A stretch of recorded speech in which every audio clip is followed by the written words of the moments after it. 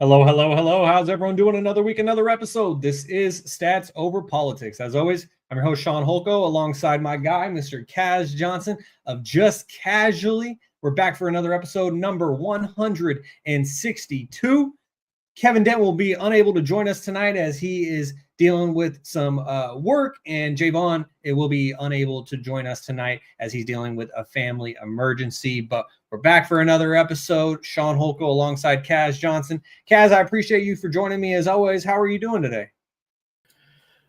Not doing too bad, man. Just happy to be home. You know, went to the gym, had a good workout. Still got a little bit of the pump, if you can see, but had a good workout at the gym, man, and just chilling, man. Very chill, very chill. Just evening, so I can't complain. I'm glad to hear that. And yeah, I just went to the gym a couple hours ago too. It's crazy what going to the gym does for you, not only physically but also mentally. And I think that your career is awesome being a personal trainer, because my mom is also a personal trainer. I don't know if I've ever told you that. No, you didn't. Yeah. So my mom's been a personal trainer for 24 years now. She started out at 24-hour fitness, and she was there for 12 years, and she's owned her own training company for the last 12 years as well. And so fitness is such an important thing. Yeah, man, and I'm gonna take over here for a second to talk about fitness for just a minute. I know it's Stats Over Politics right now. We're gonna get the football content and whatnot, but I'm glad you said that, because that's something that I like for a lot of. I try to explain to a lot of people that, you know, whether you look like someone like myself, or if you're someone who's just regular and you just want to just kind of stay healthy, it's like you'll never regret a workout. You know, every time you go to the gym, you always leave feeling much better than what you did as if you didn't go. And if that's not motivation for people to get in the gym or to get into fitness or something, I don't know what will. So the fact that you brought up the fact that you went to the gym, I didn't even know you went to the gym. I didn't know. Now, mind you, you're not on video, you know what I'm saying, with tank tops and stuff like myself, you know. I definitely eat, breathe, and sleep the gym, you know what I'm saying? Let's see the front desk, baby. Let's go. But no, it's cool to hear that, man, from someone, because that's what I try to instill, you know, mentally on my clients. Is like, listen, I understand life sucks. I understand that we have built, everything's expensive. You got kids, you know, your coworkers are an asshole, but it's like, you'll never regret a day walking to the gym, doing whatever you need to do, and leaving. It'll always make you feel better. So the fact you said that just it put a smile on my face, man. So that's good. I'm glad to hear that. Yeah, that's the thing that my mom has been preaching to me for years, is like, even if you're feeling not great, mentally or even physically, the biggest thing for a lot of people is just getting your foot in the door. Because once you're there, it's like, all right, even if I only do one set of something, that's more than you would have done if you didn't go at all. And so it really is amazing, not only what it does for you physically, but also mentally. And so I just like you, I encourage anyone to go to the gym, not only for their physical health, but for their mental health. And I've been going to the gym now I have had a very inconsistent relationship with the gym, as I'm sure a lot of people have. But I've been going consistently now for over a month, been going 4 days a week. And it's crazy. Just I've had some weeks where I've gone 5 days, some weeks 4 weeks. And even the thing that my mom always said to me is even if you go 1 day in a week, that's more than you did beforehand. And so, it was something that I had to figure out how to include in my daily routine. And now it's something that I need, and it's something that I'm prioritizing.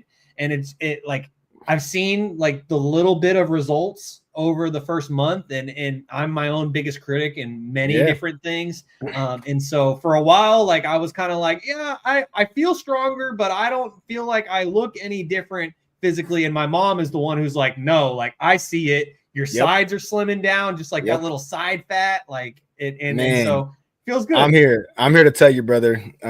Listen, just to make this as brief as possible, it's very important to listen to what people are saying about you, not what you say about yourself. We all have body dysmorphia. We see ourselves in the mirror every day. You cannot hyper focus on what you see, because you're seeing every ounce of weight, every millimeter being shaved off, and it's the naked eye can't see it. But when other people are saying, hey, you look good, you need to take that compliment and run with it, because that's the truth. What you see is not the truth. What's on the scale is not the truth. What other people are saying about you is the truth. So if they're saying you look good, take it, brother. Just take it, brother, and run with it. And then another thing is you said it best again. Going to the gym is not hard. It's about getting your foot in the door. I tell all my clients, the hardest part about working out is going out and starting your car. That's the hardest part. If you go there, you will do something, and something is always more than nothing. So you hit the nail on the head, man. Keep it up, bro. I'm proud of you. I appreciate that. As we're getting things started here on episode 162 of Stats Over Politics, Shaun Holko alongside Kaz Johnson. Let's not waste any more time, Kaz. Let's get right into it with some NFL content, as we are already through 6 weeks in the NFL. And we had a couple of really good Monday Night Football games. It seems like it's becoming the norm now for it to be a doubleheader on Monday night rather than just the first week of the season. But we got 2 great games this week, and we're going to talk about the second one, starting things off here with the Bears beating the Commanders 25-24. And for those of you who aren't as locked in as Kaz and I, the storyline coming into Monday night's game was the matchup of last year's first and second overall picks between Caleb Williams, Toddy's boy, and Jaden Daniels, who some people are arguing should have been taken first overall instead of Caleb Williams. And the thing that was really interesting about this game, too, is for those of you who may recall when these two teams matched up last season in Washington, D.C., and the Bears seemed like they were going to win it until Hail Mary at the end. A Bears defender is walking off, waving at the fans, and then he has to run back into the play because he's realizing, the Commanders are throwing a Hail Mary right now. Noah Brown from the Ohio State University hauls it in, and the Commanders steal a win from the Bears. And now it was almost a reverse, Kaz, because the Bears basically stole a win from the Commanders as they win 25-24, but the Commanders led 24-16 with 3.5 minutes left in this game, and the Bears ripped the victory away from them. And for me, the biggest storyline of this game was not even the matchup between the two great young quarterbacks. It was the kicker for the Chicago Bears, because a man who has tormented Toddy and I and thousands of other, maybe even millions of other San Francisco 49ers fans. And that guy is Jake Moody, who finally got cut by the 49ers earlier this season. I believe it was after week 1 in Seattle. And yet he gets signed to the Bears practice squad. They end up elevating him because their kicker is currently hurt. And Jake Moody had himself a hell of a game. And I got to give credit where it's due. And even though he's a Michigan man and I'm a Buckeyes fan, and he was dreadful for my 49ers after being a 3rd round pick, I hate to say it, but I could not help but be happy for the guy, Kaz, because I don't like seeing people who are dealing with mental health problems. And you could tell after a while that it was a lot of mental stuff that he was going through in San Francisco, because he could always kick it. But when you're going through that mental stuff is when you shank it, or where you do one little thing. Like, I know as a golfer that if you do one little thing differently with your swing, everything can go bad. And that was basically the case for Jake Moody with his technique as a kicker. But in this game, he hits 4 out of 5 field goals. The one field goal he didn't hit was blocked. And the cap of it all is that he hits a 38-yard field goal as time expires to give the Bears the win on Monday Night Football. And he's celebrated by all his new teammates. And it's a hell of a redemption story, but it's only one game. We'll see if it continues or if he reverts back to his old ways. But the Bears beat the Commanders 25-24. What were your takeaways from it, Kaz? Well, in our pick'em, weekly pick'ems, I did pick the Bears to win. I said on my YouTube video, TikTok video, whatever you want to call it, I said I'm going to pick the Bears, just like that, pointing at the camera, to win. And I didn't say it as a hot take. I said it because a lot of what happened last year, the Bears did play them really well last year.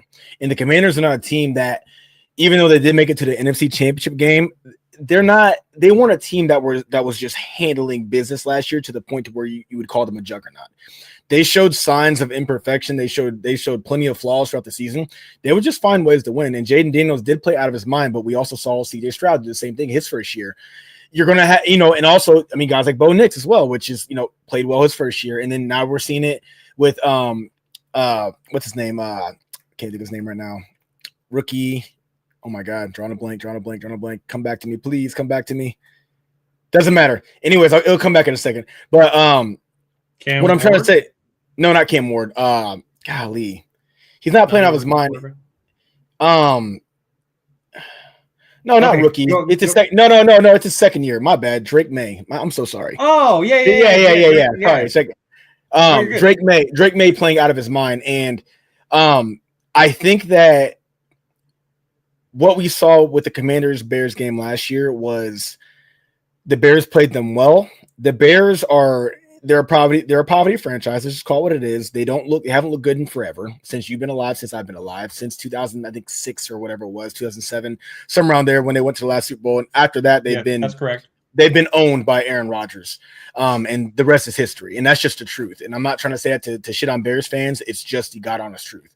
But seeing them play the Commanders last year, coming down to the wire, that showed me enough as to the reason why Caleb Williams was picked over Jaden Daniels. Could it have been close? And am I saying Caleb Williams is a much better quarterback than Jaden Daniels? No, I'm not saying he's a better quarterback at all. What I'm saying is I do understand, because we're not going to ignore the fact that he did have to carry himself with elite poise while being down to put them in position to come back and win that game. Now, did he have some help from, my guy, out of Philadelphia, DeAndre Swift? Absolutely. But he still has to execute that pass, So I've said it once. I say that 1,000 times. I see the vision with Caleb Williams. I don't know how great he's going to be, but I think he's far from a bad quarterback. To go into Washington and to win a game against a team that, sometimes games like what happened last year can break a team, can break a quarterback. Where it's like, man, last year this happened, and next year, they play these teams, 5-6 times in the next 10 years, and they just never beat them. Again, there's plenty of teams out there that, like the Bears, who they can't beat Aaron Rodgers. He just completely owns the Bears. I mean, he's made comments about how he just owns the Bears. Picture being that franchise where you can't beat one guy, and their personnel changes every year. So it could have been one of those ripple effects where the Bears just cannot beat the Commanders. They nipped it in the butt early, and I'm not surprised. The second thing, you look at personnel. Jaden Daniels is coming off an injury. He was not well when he got hurt. He came back, and I'm like, we're going to see. Terry McLaurin also hurt. It's just the Devo show. They don't have Brian Robinson there anymore. It's like, are the Commanders actually a team that, you look at them and go, oh man, this is a team we can't beat? Or they're a team that you look at and you go, you know what? They're a formidable opponent, but they're definitely beatable. And that's why I chose the Bears to win that game. I was like, I look at the personnel. The Bears have it. Roma Dunze, DJ Moore, who, I hope that he gets well soon, but, DJ Moore, DeAndre Swift, what I'm saying? They got the tight ends. And then you have Caleb Williams, the guy who some people love to hate on and some people believe in like I do. And I'm like, okay. And then they have, their defense. It's like, they don't have a piss poor defense. They got guys that's made plays. They have guys that have, provided pressure on opposing quarterbacks. I'm like, the Bears are far from a shitty team. I'm not going to say they're great. I don't think they're shitty. And right now you got Jaden Daniels coming back off of an injury. And this is the perfect game for the Bears to go, you know what?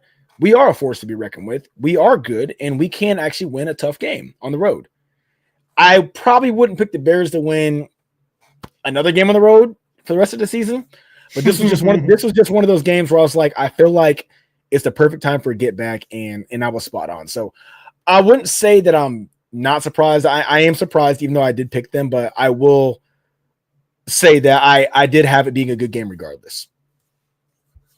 Yeah, and I was the only one who was alone on Commander's Island among the four of us. Kevin and Jaevon also picked the Bears in this matchup. No surprise with Toddy picking the Bears and his boy Caleb Williams. But I was actually fairly surprised that I was the only one to pick the Commanders, because coming into this matchup, you mentioned Jaden Daniels coming back from injury, but the Commanders looked really good in LA last week against the Chargers. And so for them to go back home, play on Monday Night Football, have an extra day of rest, I really thought that the Commanders should have been the team favored in this one. And I didn't look at any numbers from Vegas coming into the game. They were favored. Yeah, so they were appropriately favored. And so that's why I was so surprised that I was the only one to pick the Commanders. And I thought to myself, I was like, all right, this is my opportunity to get a game up on the guys. And then, of course, I end up being the one who was wrong. So thank you, Jake Moody, for that. But yeah, I think you summed it up pretty well when it comes to the Bears, that the Bears are basically just mid. And now the Bears got their get back against the Commanders after the way that last year ended. But I don't think the Commanders, in my opinion, are definitely the better team between the two. You're not going to win every single matchup, but the Bears are mid, and the Commanders, I think, definitely have potential to be a playoff team, but I don't know if they are true contenders when it comes to actually competing for a Super Bowl championship. And we saw a prime example of that in the NFC Championship game last year, where, they upset the Lions in Detroit, but then they played Philly, a true contender, and we saw the ultimate result of that. And as Kevin always liked to say last year, the Commanders were not playing Kenny Pickett in that NFC Championship game like they were when they snuck by the Eagles during the regular season. And so it'll be interesting. And you mentioned the fact that with Terry McLaurin out hurt, it's basically the Debo show. And it was a huge loss for them going without Austin Eckler now for the rest of this season. And Jacoby Krosky-Merritt, I think I pronounced his full name correctly. Yeah, he was supposed to be that dude. Like, even with Eckler starting, Krosky-Merritt was supposed to be that guy who has emerged. And he really hasn't emerged as much as people had assumed or projected that he would, but there's still plenty of time left in the season, and so we'll see what ends up happening there. I think that they were better off keeping Brian Robinson Jr. personally. He's a guy who's still in his prime. Is he a prolific back? No, but he's a back that knows the offense. He knows the team. He came back to Washington after being obviously shot, and the fans loved him. I think that's a guy you should have kept around. Instead, they move on to get an aged Austin Eckler, who was, you saw what happened. I mean, it comes with age of running backs. I mean, at some point, running backs usually don't retire; they get hurt and then they retire. So you take the gamble on that. You completely diminish your run game because with Brian Robinson Jr., again, even though he wasn't prolific, he was still a formidable back. He was a back that would go out there and he could get you those tough yards, and he was a back that you had to pay attention to. So I think that was a big mistake on their end. And another thing about the Commanders too, you did mention them playing well against the Rams. It's like. Chargers. Like you just said, it's some teams are going to play well against some certain teams. It just is what it is. And what stood out to me was the fact that they were favored by only 4.5 at home. That's why I was like, wait a minute, what does Vegas know to where 4.5 points against the Bears? Oh yeah, this game's going to be close. If it's going to be close, I'm like, on top of the fact I like the Bears offense. I really do. I refuse to believe they have a bad offense. I'm sorry, because dude, Roma Dunze be open every play. I mean, like every play, literally. DJ Moore, he's a guy that, he's DJ Moore. I'm saying? He has, at one point, we were talking about him being top 10, and then you got DeAndre Swift. They have, what's his name? Cole Kmet at tight end. Mm-hmm. And who's the other guy they drafted? What's his name? Colston Loveland? Yes. I'm like, dude, they have playmakers. The only missing thing is play calling and potentially, if you're goofy, because I believe in him, Caleb Williams.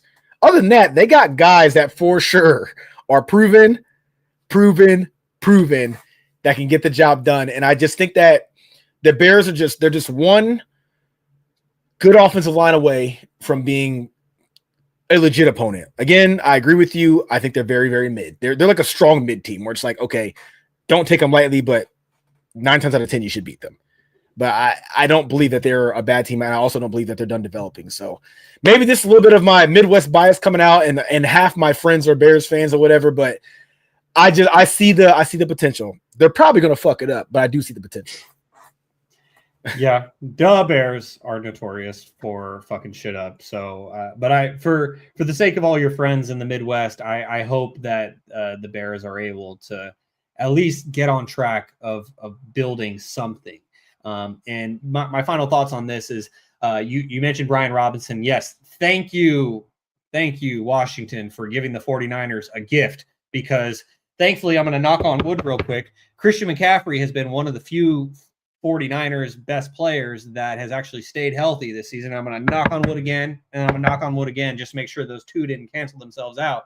But Brian Robinson is the ultimate insurance policy for the 49ers. And now we see the Commanders, they lost their starter and they don't have their insurance policy anymore. They have to rely on a rookie, versus the 49ers now have that guy, and I am grateful for that. So thank you, Adam Peters. We gave you Debo. You gave us Brian Robinson.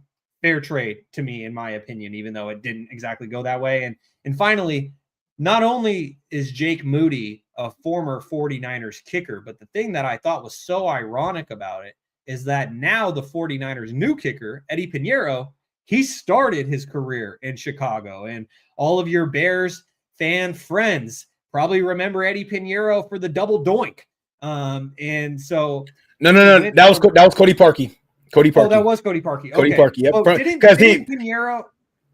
I think he missed he missed one too, but it wasn't the double doink. The double doink was Cody Parkey. Yeah. I was at that game, bro. That was crazy. Oh, I was in the opposing end zone, so you could not tell if it went or not. So I'm back here. They're kicking it that way into that end zone, and you see it hit, then you see it hit again, but you see it drop. But from the opposite end zone seating, you're like, you couldn't tell. We didn't know that we won until we saw the Eagles players storm the field. But that was Cody Parkey. But I think that Eddie Pinheiro also had a very similar double doink. Actually, I know for a fact he did, and Bears fans were in shambles. Yes. Thank you for correcting me on that, because it wasn't the double doink, but it was another one. And that's just unfortunate for Bears fans. And so, as much as Jake Moody caused me a lot of pain as a 49ers fan, I'm hoping for the best for him. I want to see him succeed, because I don't like seeing people down so bad and fall so far. I think of another kicker like Rodrigo Blankenship, who came out of Georgia, got drafted by the Colts, and he had so much hype, and then he just fell off a cliff. Now he's doing trick shot kicks on social media until he gets signed by an NFL team or gets a tryout. It's going to be young Wei Koo here soon. It's like, man, when they got him, it was like, oh, hey, we got a guy, who can hit from pretty much anywhere. And it's like, get the hell out of Atlanta, Yeah, seriously. And so I'm hoping the best for Jake Moody, and thank you to the Panthers and the Bears and all the other stops that he had along the way that led to Eddie Pinheiro becoming a 49er, because he has been a godsend. As we keep things moving here on episode 162 of Stats Over Politics, Shaun Holko alongside Kaz Johnson of Just Casually. Now we're moving on to Sunday Night Football, Kaz, as the Chiefs beat the Lions 30-17.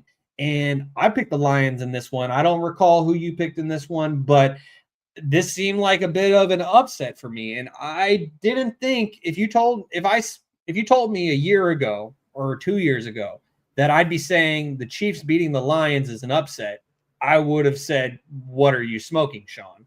But this is the world that we're living in now, as the Chiefs beat the Lions 30-17 in Kansas City on Sunday Night Football. And the biggest storyline coming from this game is the fact that Brian Branch, after the game, he refused to shake hands with Patrick Mahomes, and then he went directly for Juju Smith-Schuster and tried to scrap it out, and then you get a whole melee, and luckily it wasn't anything worse. But the Chiefs ultimately win this game 30-17. A lot of people are saying the Chiefs are back. What's your take on this, Kaz? So I did pick the Chiefs to win, and I didn't do it because of just vibes. I did it because I'm like, the last few weeks of me doing my NFL predictions, I said that one of these two teams are going to figure it out. I was like, there's no way that two Super Bowl, contenders are just gonna not be a force in NFL, and that was the Baltimore Ravens and the Kansas City Chiefs. I thought it was gonna be the Ravens. I was obviously wrong. And so when it came into this week, I was like, the Chiefs are at home. The Chiefs, they had a must-win game against Jacksonville. Okay, they lost. And I said on my predictions, I said they have to win this game because I think the Ravens played somebody, they got their ass kicked. They were going to get their ass kicked. Can't remember who they played, but I was like, the Ravens are not going to win. They're still without Lamar Jackson. They need Lamar back. That's just case in point right there. Don't need to talk about that. But I'm like, are we going to sit there and look at the Ravens and Chiefs have to win like 8 games straight in order to make the playoffs? I don't believe that's a real thing. Which team do I feel is more poised right now from the coaching staff down to the worst player on the team? And when you look at it, you look at the Ravens, and I get those 2011, I think it was, Philadelphia Eagles vibes, the dream team, where we went out and got Namni Asamoah, Dominic Rodgers-Cromartie, and we had what's his name? We had Vic, and we had Vince Young at backup, and we had Lashady McCoy. We had all these guys, and we ended up super team, dude, terrible. Super team, as Vince Young said, terrible season. And so I'm looking at the Raiders, or the Ravens right now, and I'm like, as much as I'm kind of low-key rooting for the Ravens because I like Lamar Jackson, I like Derrick Henry, I like a lot of their players, I really do. I'm like, maybe it's just one of those things where they got the personnel, they got the names on the back of the jerseys, but there's no chemistry there. Nothing's clicking there. The play calling's bad. Harbaugh, you got Ravens fans talking about how they don't want Harbaugh there anymore, and I've heard that for the last couple of years, even though they've had successful seasons. Then I look at the Chiefs. I'm like, Mahomes is getting paid $500 million, brother, to be there for 13 years. You got Andy Reid. They've already won multiple Super Bowls. Been to multiple Super Bowls. Just lost a Super Bowl. They don't have Rashee Rice. They got to make Hollywood Brown a guy. Travis Kelce is another year older, and the only thing he's worried about is Taylor Swift. What's going on in Kansas City? Are they going to make Patrick Mahomes look like an overrated, overappreciated NFL quarterback when just a year ago he was being compared to the greatest of all time, Tom Brady? And I'm like, no, here's the thing. Patrick Mahomes is truly doing it with less right now. I can't say the same for the Ravens. Even though the Ravens did lose Lamar Jackson, the fact that you got a guy like Cooper Rush, who just a few years ago, I'm not sure if you remember this, there were plenty of Dallas fans loving the fact that Cooper Rush was winning games. When Dak Prescott broke his ankle, I think it was his ankle or his other. Yep. He had 2 injuries in the last 4 years. The bad ankle injury is where he snapped his ankle, and then he had the finger injury. I think it was one of those years. I think it was the finger one. You had Cooper Rush in there, and Twitter was filled with Cooper Rush this and Cooper Rush that. It was a bunch of Eagle shit where it's like, are we sure that Dak Prescott's the guy? Because he was winning games. So I'm like, I know Cooper Rush can win games. I know Cooper Rush is a very solid backup quarterback. And you got to think about what a backup quarterback is. A backup quarterback is a guy that can come in there and just put you in a position to not lose the game. We don't need you to throw for 350 and 5 touchdowns. We don't need you to rush for 50 yards and 250 and no turnovers. Nope. When it comes to backups, for me, you already got to account for 1 turnover. It's either going to be a botched snap or they're throwing a pick. Usually it's a pick. Okay, you got to add that in there. If a backup throws a pick, it's okay. There's a reason why they're a backup. Okay. On top of that, who are they playing behind? Okay, so Cooper Rush is playing behind Lamar Jackson. That entire offense revolves around Lamar Jackson's ability to maneuver and to do what he does, be Lamar Jackson. So kind of you're seeing it. He's not able to do what Lamar does, not even close to that, which is why, what's his name? Tyler Huntley had more success as a backup than Cooper Rush because he was able to scramble. So the offense didn't have to change much. But looking at both teams, I saw clear cut that the Chiefs are not going to be a team that is just going to lose a bunch of games, especially at home. The Chiefs have the perfect opportunity to go on a little run here, get Rashee Rice back, which he's about to come back, get their number 1 guy back, Okay. Give that offensive line a little bit of a break. Okay, give the defense, when Rashee Rice comes back, that's going to change everything. Hollywood Brown's playing really well right now. Xavier Worthy, he's back. He's healthy. Travis Kelce is doing his job. Okay, who they got on the other side? Noah Gray. They got guys. And these guys are true Kansas City Chiefs. These aren't guys where it's like, we just add a bunch of puzzle pieces here and it should work out. So why the hell would I pick the Chiefs to lose at home when they need to win? They're in a must-win situation in Detroit. I think they're coming off a bye, if I'm not mistaken. I think, they didn't play week 5, did they? I don't know. Yeah, I would say you might want to fact check me. If not, either way, either they had a long week, either a mini bye or they had a bye. I can't remember, but either way, they came off a win, and then they're going to go to Arrowhead. I'm like, what? Well, they did. No, the Lions. You said the Lions were coming off a mini bye. Who did the Lions play last week? Not the Lions. The Lions beat the Bengals 37-24. That's what it was. So they had pretty much So they had pretty much an easy game, a gimme game. That's what I meant. I was like, I knew it was something weird with the Lions. Where I'm like, I'm not even going to pay attention to their week 5 matchup. Basically a bye with the Bengals. Exactly, and they crushed it. So I was like, I knew it was something. I was like, the Lions definitely did not come off a tough week. So, then they go into Arrowhead, and then are we going to look at the Chiefs lose another game, back-to-back games, and they just got their first legit win against a Ravens team that they're not legit right now. The Chiefs are not that bad. I'm definitely taking the Chiefs to win this game. I didn't think it was going to be as bad as it was. I definitely lost some money betting-wise because I did bet some money on Detroit. Guys like Amon-Ra St. Brown to get some yards and to score. And, of course, Dave Montgomery lost me. Let's just say we're not going to talk about that bet, but it would have changed a lot for your boy.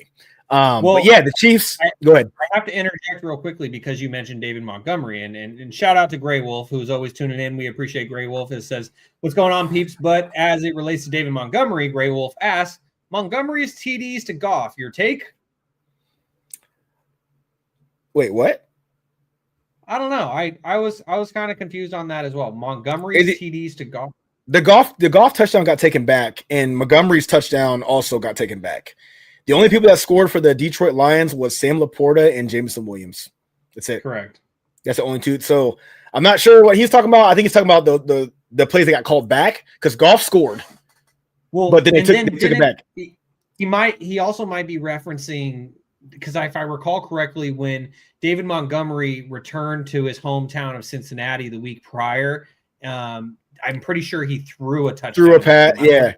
I don't know if it was to Goff, but anyways, Gray Wolf, help us out and clarify that. Yeah. But I thought I'd highlight it since you mentioned Montgomery. I didn't mean to interrupt your whole thought process. No, you're good. You're good. But yeah, it was just one of those things where I was just like, I just, again, Baltimore, Kansas City right now, I look at Kansas City, I'm like, I know you'll figure it out. Baltimore, I'm not sure what the fuck you got going on. So that was a matchup that after losing to the Jags, I'm like, they're not losing this game at home, man. They're just not. They're not. They're going to have a solid game. I think it's going to be a close game. I thought it was going to be high scoring, which I guess in a sense it kind of was. I think the over still hit, if not mistaken. It was 51.5. I'm not sure what the total was, but yeah, they played well. And I think that we're in trouble. Not we're as in the Eagles because we already played them and beat them. Rashee Rice comes back. You guys are going to see this Kansas City Chiefs team string along a lot of wins. I mean, I think in the next 7 weeks, 7 games they play, they maybe lose 2. Well, the follow-up question that I thought of as you said that is, and I'm thinking about this with the context of, like, obviously I picked the Bengals to win the Super Bowl this year. Without Joe Burrow, that looks absolutely blasphemous.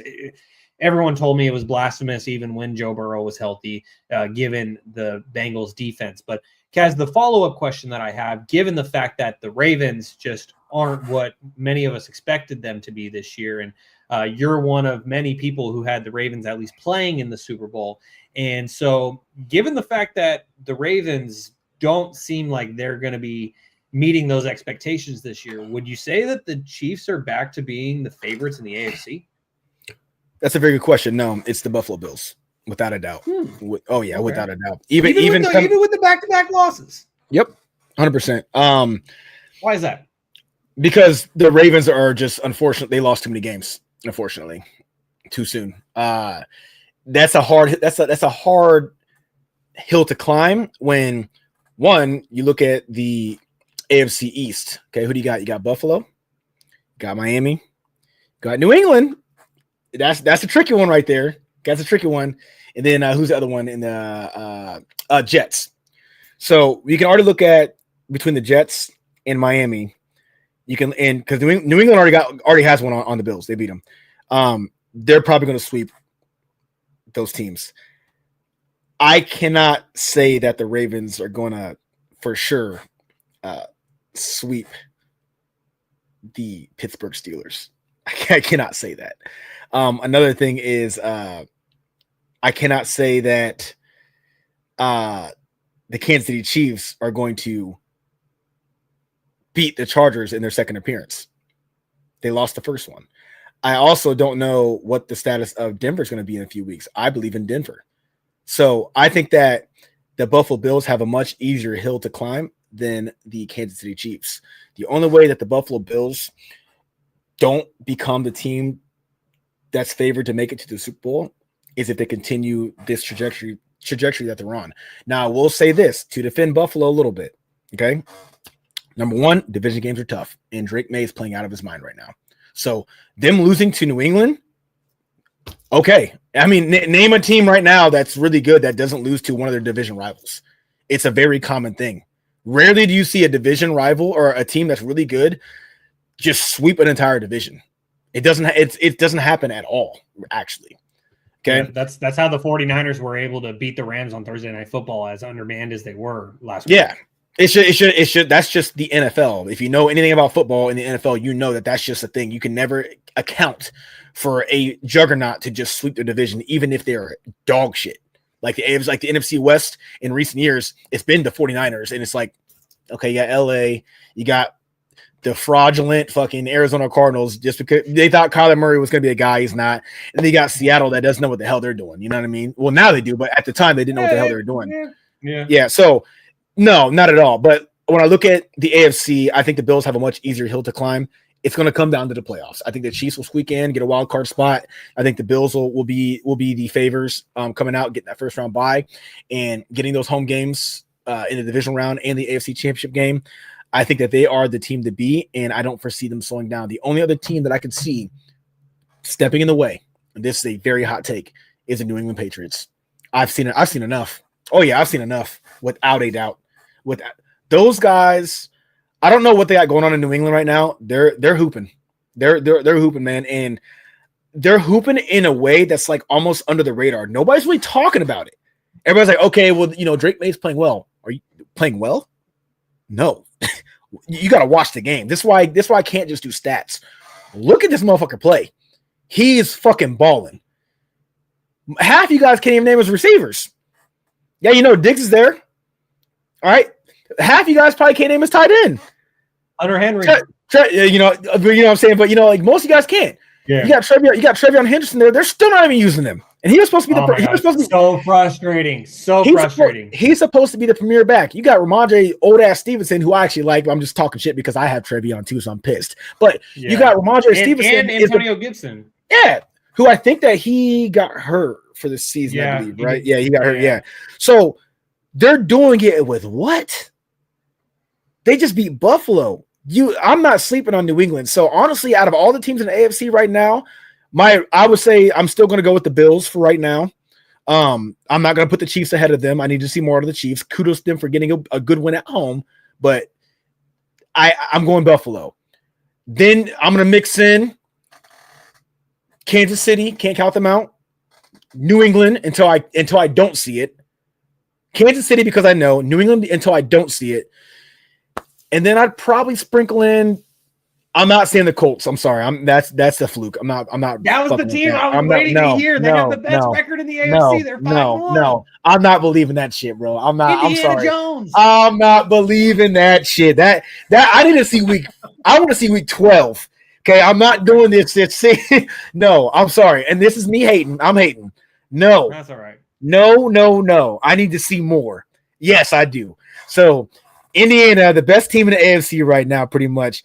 I like Jacksonville over them as a formidable opponent. I really do. I think Jacksonville right now, they have some weapons, and Trevor is actually impressing me. And I hate Trevor Lawrence. I don't hate him because of who he is. I hate him because of the hype around him and how we've held on for so long with Trevor Lawrence. Like, oh, give him time, give him time. When he came in, they did all the moves. They got him guys. They spent $1 billion on Christian Kirk, and they had they went and got Evan Ingram in his prime, one of the fastest tight ends to play in the NFL in recent years. Calvin Ridley. They had Calvin Ridley. They had Travis Etienne. You know what I'm saying? Tank Bigsby. It's like, bro, what more do you fucking need? You know what I'm saying? So I think Trevor's had his opportunities to prove it to me, and he's failed. But this year, he's not playing bad. So sorry for taking too long on this segment, but I do think that Kansas City is going to bounce back. But right now, it's going to be Buffalo, man. It's Buffalo until I see someone put a true stop to Josh Allen's ability to take over games. Again, 2-game losing streak. That's fine. It is what it is. Happens to good teams all the time. We'll see.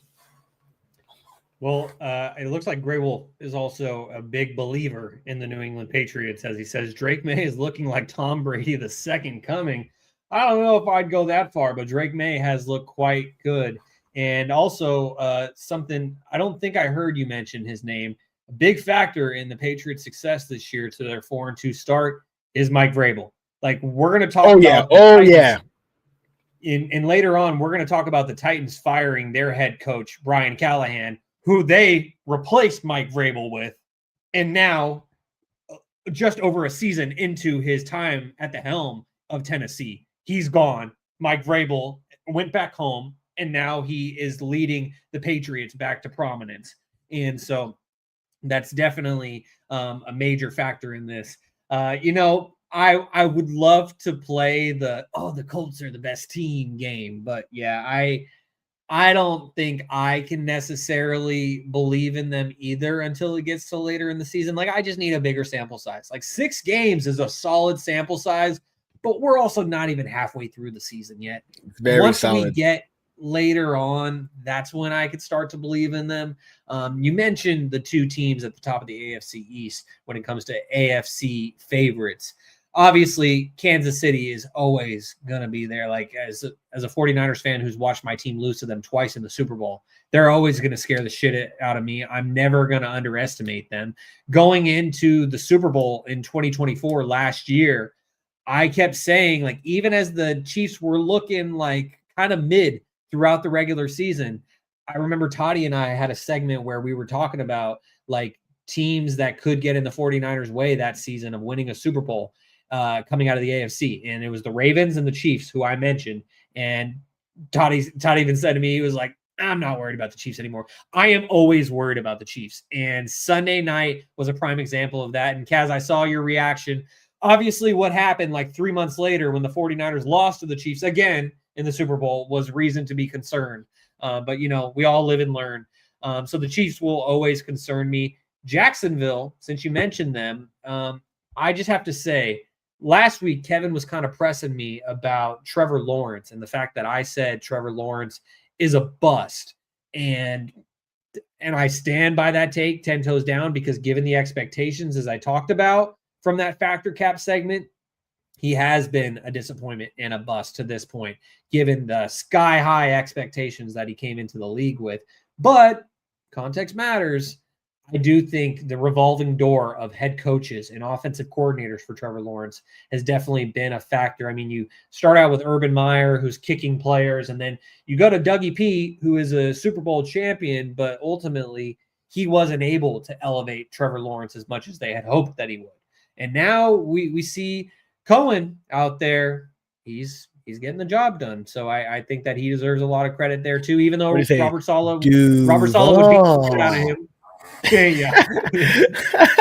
Duval, exactly. Yeah. But Liam Cohen, he deserves some praise. Like I said, even though Bob Saleh would beat the shit out of him. But the Jags, they look like solid contenders. And finally, I will say, just looking at the AFC North coming into this season, one could argue that the AFC North was one of the stronger divisions in football.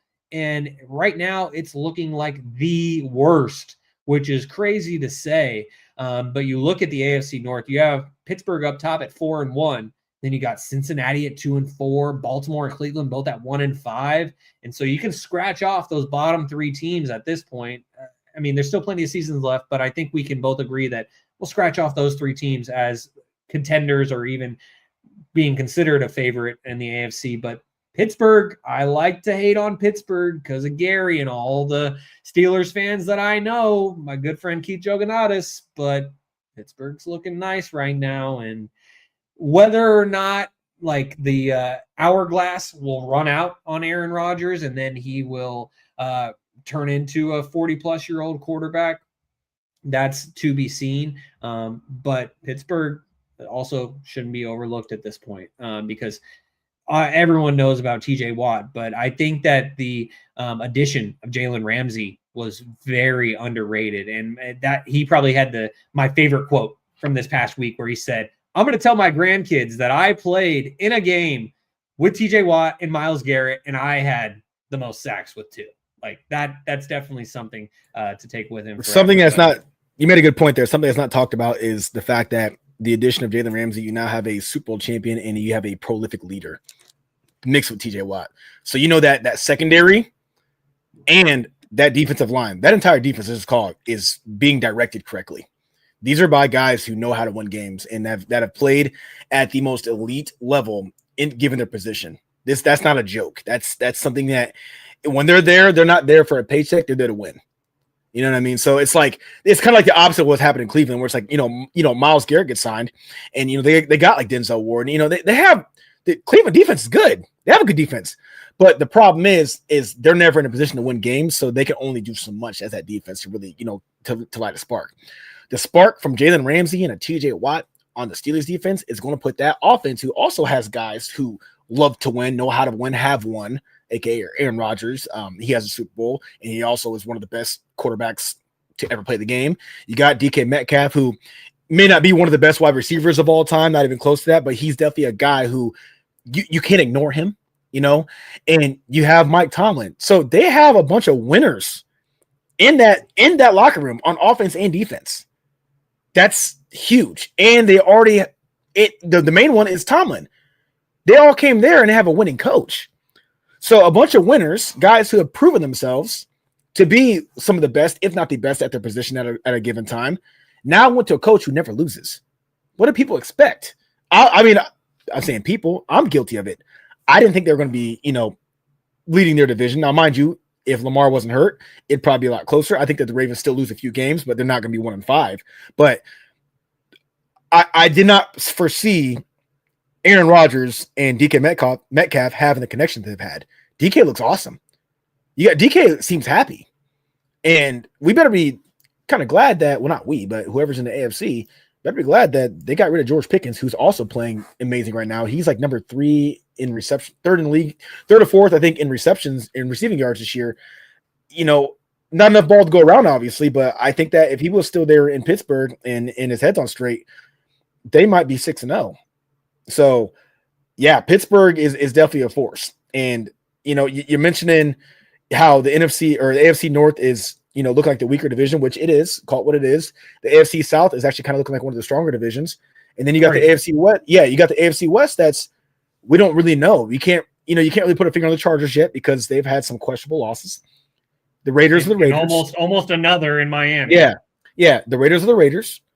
The Broncos, it's like, respect them, but it's like, are they really a Super Bowl contender right now? We don't really know. And then you have the Chiefs. And that leaves what? The AFC, East? And then we already talked about them. So, again, when it comes down to that, to the AFC, ultimately, I'm just looking at the team, aka the Buffalo Bills, that I feel games on the line, this is a must win. It has to happen. Am I picking Aaron Rodgers? Am I picking Daniel Jones? Am I picking what's his name? Trevor Lawrence? Am I picking Patrick Mahomes? Am I picking Josh Allen? Right now, I'm picking Josh. I just am. Yeah, that's fair because he is the reigning, defending, undisputed MVP after all, and that does mean something. As we keep things moving here on episode 162 of Stats Over Politics, Shaun Holko alongside Kaz Johnson of Just Casually. Now let's get to our final game that we're going to dissect in depth. And I know that you're going to enjoy talking about this as we laugh at the mediocre Dallas Cowboys, who lost in Carolina 30-27. And it was a bit of a revenge game in this one from Carolina Panthers running back Rico Dowdle, who had 239 all-purpose yards and a touchdown in this game. He had 30 carries for 183 rushing yards and 4 receptions for 56 yards and a touchdown. And he outdueled George Pickens in this game. As you mentioned, George Pickens and the success that he's been having so far in Dallas with 9 receptions for 168 yards and a touchdown. But it wasn't enough as the Panthers win 30-27. And for me, Kaz, I'll just say quickly, this seemed like a game that if the Cowboys wanted to say, hey, we're going to go to the playoffs, we're going to be a team to look out for this year, like they look good in that tie against the Packers. But ultimately, if they want to be a playoff team and actually be formidable, this is a game that you have to win. And yeah, the Panthers, they're building and they're getting better, but ultimately, they should have just put their thumb on them and got this dub, and yet they let it slip out of their hands. Even when you look at the win probability chart, like it was up on Dallas basically the entire game until you get midway through the fourth quarter, and it just plummeted towards Carolina because that was ultimately the way that this game went for the Cowboys. And they ultimately lose a game that they trailed, or that they were leading 24-20 entering the fourth quarter. And so aside from being an Eagles fan and just getting joy out of the failure of Dallas, what were your thoughts on this one? I'm going to speak from a player standpoint, and as someone who has, done some amazing things with my athleticism, and I would even say my leadership skills as a coach. You watch Philadelphia lose on Thursday to the New York Giants, and you mean to tell me that you're not in that locker room as a leader? And I'm talking to Dak Prescott because he's the leader of that team. Okay, a quarterback has just as much right to talk to that defense as much they do as their offense when they're that prolific. This is me giving Dak his flowers right before I take them away. This is why we talk about, from the quarterback position, that your stats don't mean shit when you lose. Dak played out of his mind. Dak is currently playing out of his mind, and it's the same old song and dance with the Dallas Cowboys. They've had good defenses. They've had dog shit defenses. And you know what? I wish I would have saw Rico Dowdle's interview where I guess he mentioned how this is a revenge game, because I would have actually picked Carolina to win. I did not know that even happened. I picked Dallas to win because I said in my picks, I said Dallas's offense right now is a little too high powered. And I think I also said that I think in order to beat Dallas, you need to have a solid defense to kind of keep their offense from scoring a lot of points, and some sort of life on offense. And the Rico Dowdle thing just slipped my mind. Not because of what he did the previous week where he went off. That happens. Okay. Like there's random running backs that we can't even name anymore that's gone off for like probably 250 and 3 touchdowns. And that's the first and only time they've ever done it. But what I will say is this: they're in Carolina. Dallas does have a bad defense. Their defense is dog shit. Okay.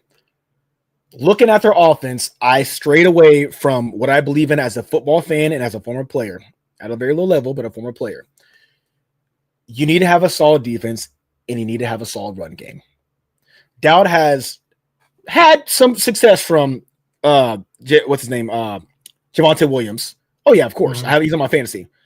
But Dallas has this persona that they just need to make their quarterback. They're so stuck in the 90s, which I fucking love it, because that's why they fail every fucking year. Of we need the quarterback to go out there to save the day, throw the ball 40 times a game, and blah blah blah blah. It's like you're giving the ball right back to the opposing offense. And what goes up must come down. I would much rather have a strong run game than a strong passing game 10 times out of 10 times, because I can also control the clock that way as well and give my defense a break. So You're on the road in a must-win game against Carolina, who is not a good team right now. The fact that they went in there, did what they did on offense, while watching Carolina do what they were doing on offense, while realizing that we can't stop Rico Dowdle, and to not revert to more conservative style offensive play calling is why they fucking lost. But you cannot tell Cowboys fans this shit because they're so fucking narrow-minded. Well, it's not Dak's fault. No fucking shit, dude. It's not Dak's fault. No shit. We can see it. We're not dumb. We can see the stats and we watch the games. We're not saying it's his fault. What we're saying is that's not the only way to win games. Is by scoring fast and scoring a lot when you're not stopping the opposing team's offense.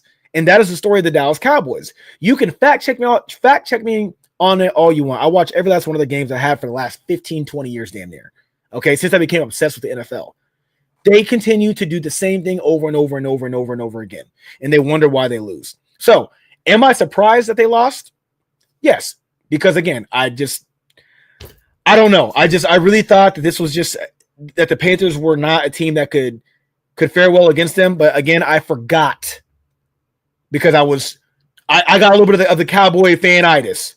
I'm seeing their offense. Like, holy shit, man, they put up like goddamn 30, 40 points a game, motherfucker. Like that guy here throwing for 1,000 yards a game, and Pickens out here, and Javonte Williams scoring touchdowns. I got the itis, and I'm stupid for that. Now, I would not say that I would pick the Cowboys to lose every game against Carolina. And I think you've heard me mention this before on this podcast. I always say in a 9-game series, or I'll say a 7-game series, 9-game or 7-game series, some weird number. All right. I'm picking the Cowboys to win probably 7 out of 9 out of 9 meetings. I'm picking them. Yeah, it's the same deal. Just like we were talking earlier with the Bears and Commanders. Mm-hmm. Yeah, it's like, yes, I think Dallas is the better team, but I'm definitely not surprised by this loss. No, I'm not because again, the flow of the game. You got Rico Dowdle going off, and you're going to keep giving them the ball. You should have been like, hey, yo, we need to slow the pace a little bit. We know we can pass, but at some point, this passing shit, we're going to give them too many opportunities. Somebody going to fuck up.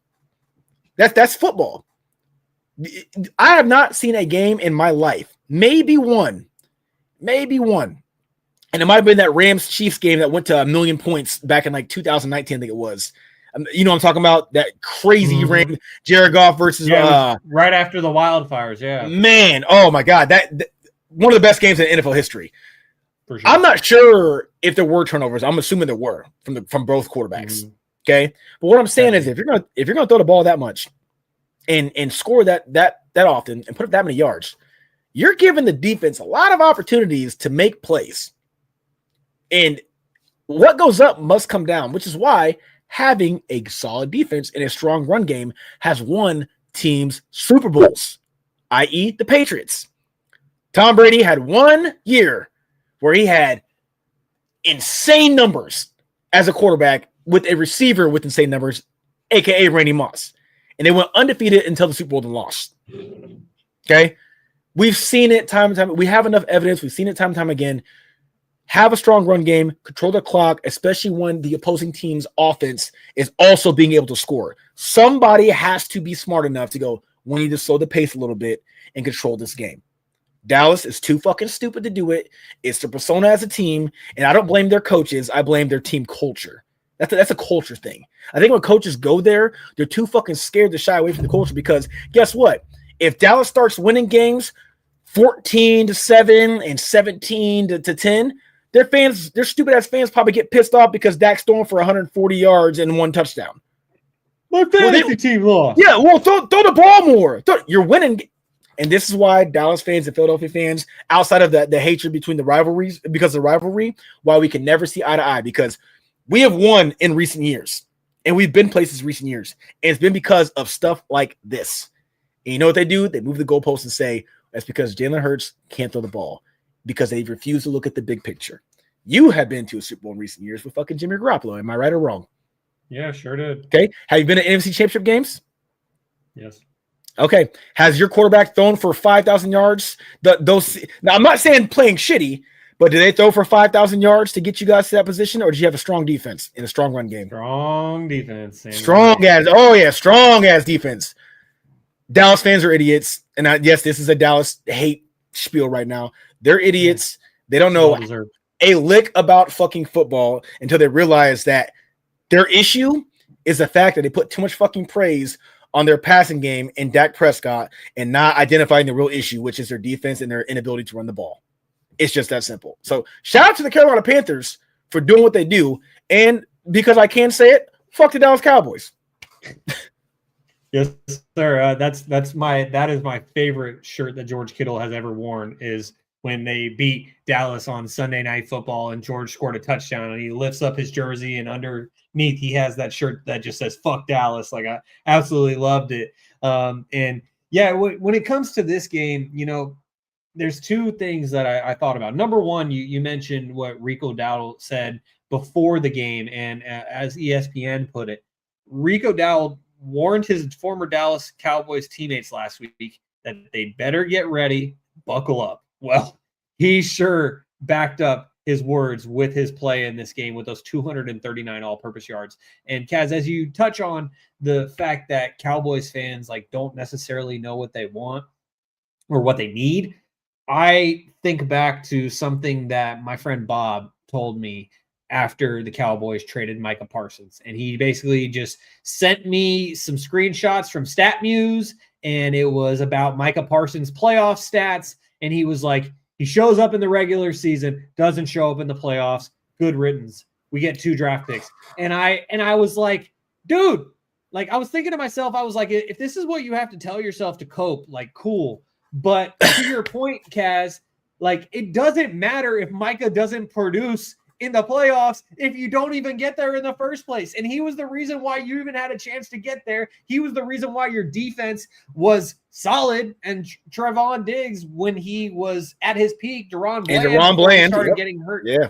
And so shout out to Deron Bland as well, from Sacramento State by way of Fresno State. But those guys basically peaked, and it's unfortunate. And the one piece that the Cowboys had left that they could rely on, you can argue semantics of if they could rely on him when the playoffs come, but he was consistently great in the regular season. And now we are seeing the byproduct of him being gone is the Cowboys giving up a minimum of 30 points a game. And I had a friend of mine. Yeah, sorry to cut you off. I had a friend of mine tell me straight to my fucking, Twitter face. Yeah. He's like, again, coping. Technically, let's put in perspective here. I don't even know who the hell they got from Green Bay. That's how irrelevant this guy is to me. I don't care about who he was. Yeah, no. And I know he's a good player. I know he's a good player. But I'm like, you're trying to tell me that Jerry Jones, this guy said he kind of was right though. Our goal is to stop the run. With Micah, we're not stopping the run. I'm like, so you get rid of probably the only MVP, or not MVP, only Hall of Famer that's going to come out of Dallas in the next, I don't know how many years. A true, undeniable top player in the NFL. Get rid of him, and your cope is, the guy we got actually is going to help us stop the run. Was it Kenny Clark? Is that his name? I think so. I don't remember. Green Bay's D tackle. I believe he's a seasoned vet, if I'm not mistaken. Regardless, I'm like, just say you guys made the fucking stupid move. Can't even remember the guy's name. Yeah, just say, yo, I hate this. They can't do it. It's like a. I don't. It's psycho. It's a psychological issue. Listen, okay, they say every year. They say every year, it's our year, dude. It's okay to look at your roster and say, you know what? Probably not our year. Probably not our year. It's okay. There's nothing. Look, thank you for this. Look at this. I had to. Right when you said this is our year, I was like, put it on the screen. Start the season, win some games. Fans get, I can't see the bottom of it, whatever. We them boys, this is our year, and choke in the playoffs. And it's like, okay, and you guys never stop. It's like you have no sense of reality. You call yourself being a fan because you believe your team's going to win every year. They call Eagles fans delusional. Well, you guys are motherfucker. We've been to 3 of them in the last 8 years, and won 2. I don't think that anybody's delusional anymore. You know what I mean? You guys at some point got to say, we're not a good football team. We're not a good franchise. And it's okay. Then you might start winning some goddamn games. You know what I'm saying? It might be some bad juju to the fans. The first step is admittance. And admitting you have a problem. So you get rid of Micah Parsons, and I know we got to move on from this, but you get rid of Micah Parsons, you get Kenny Clark, okay, Kenny from South Park, and you're trying to tell me that that's going to help your team get better, and you believe it. When Micah left, bro, I'm damn near threw a party in my house. I'm like, get this motherfucker out the NFC East, man. Get him out, bro. Get him out. Because I have nothing. We don't fear Dak Prescott. Well, Dak owns you guys record-wise. You guys don't do anything with the wins against Philadelphia. Every year that we have a solid defense, we do some shit. Every year. Every year that we have a solid run game, we do some shit. And more often than not, we split against Dallas anyways. So the only thing that Dallas wins is the QB battle. Look at Dak Prescott's stats against fucking mentally unstable Carson Wentz when he was going through his whole debacle over there after Nick Foles came and stole the show. And then we get Jalen Hurts, who at one point they had him out as a wide receiver. And then he has a new OC every year. Yes, congratulations, Dak Prescott, for putting up 290, 300 yards a game and 2 touchdowns and maybe 1 pick. Congratulations. Because guess what? You're not putting up enough points still. You're not putting up enough points still. You guys always have been and always will be a polished turd. And that's it. Don't get stepped on. Yeah, and as Gray Wolf, man, that was a great way to say it. As Gray Wolf says, Raiders fans are just as delusional. The one thing I will say, Gray Wolf, is I think specifically this season, Raiders fans are just so beaten down, and that they have Raider fans, I feel like, at least those around me locally here in Northern California, they have basically accepted what they are, what they always will be, because the fans have just been beaten down, and they're just struggling with the fact that this is the team that they call their favorite. And so at least with Raiders fans, they have accepted what they are. But with Cowboys fans, they're going to remain arrogant and delusional and what have you forever. And that's ultimately, I'll put it on the screen one more time. That's the Dallas Cowboy fan cycle. As Kaz was reciting it there, the season starts, Cowboys win some games, the fans get their hopes up. They say, "We them boys, this is our year." And then they ultimately choke in the playoffs. And this meme is from when they do choke in the playoffs, as it circles, "We are here." Well, technically, right now, I'd say we're probably right here at win some games. But I don't even think that they'll get to that point of being able to choke in the playoffs. And why? Because they traded away their best player. And I feel bad for Dallas fans in general, Kaz, because I know you're not locked in on the NBA, but you understand the significance of Luka. I know what's going on, though. I know what's going on. Yeah, I know what's going on over there. Yeah. I don't watch, but I know what's going on. Exactly. So for Dallas fans who are fans of not only the Cowboys, but also the Mavericks, for them to trade Luka Doncic and Micah Parsons within a calendar year, oh my God, I don't know what I would do if I was a Cowboys or just a Dallas fan in general. And so, my thoughts are with them at this point.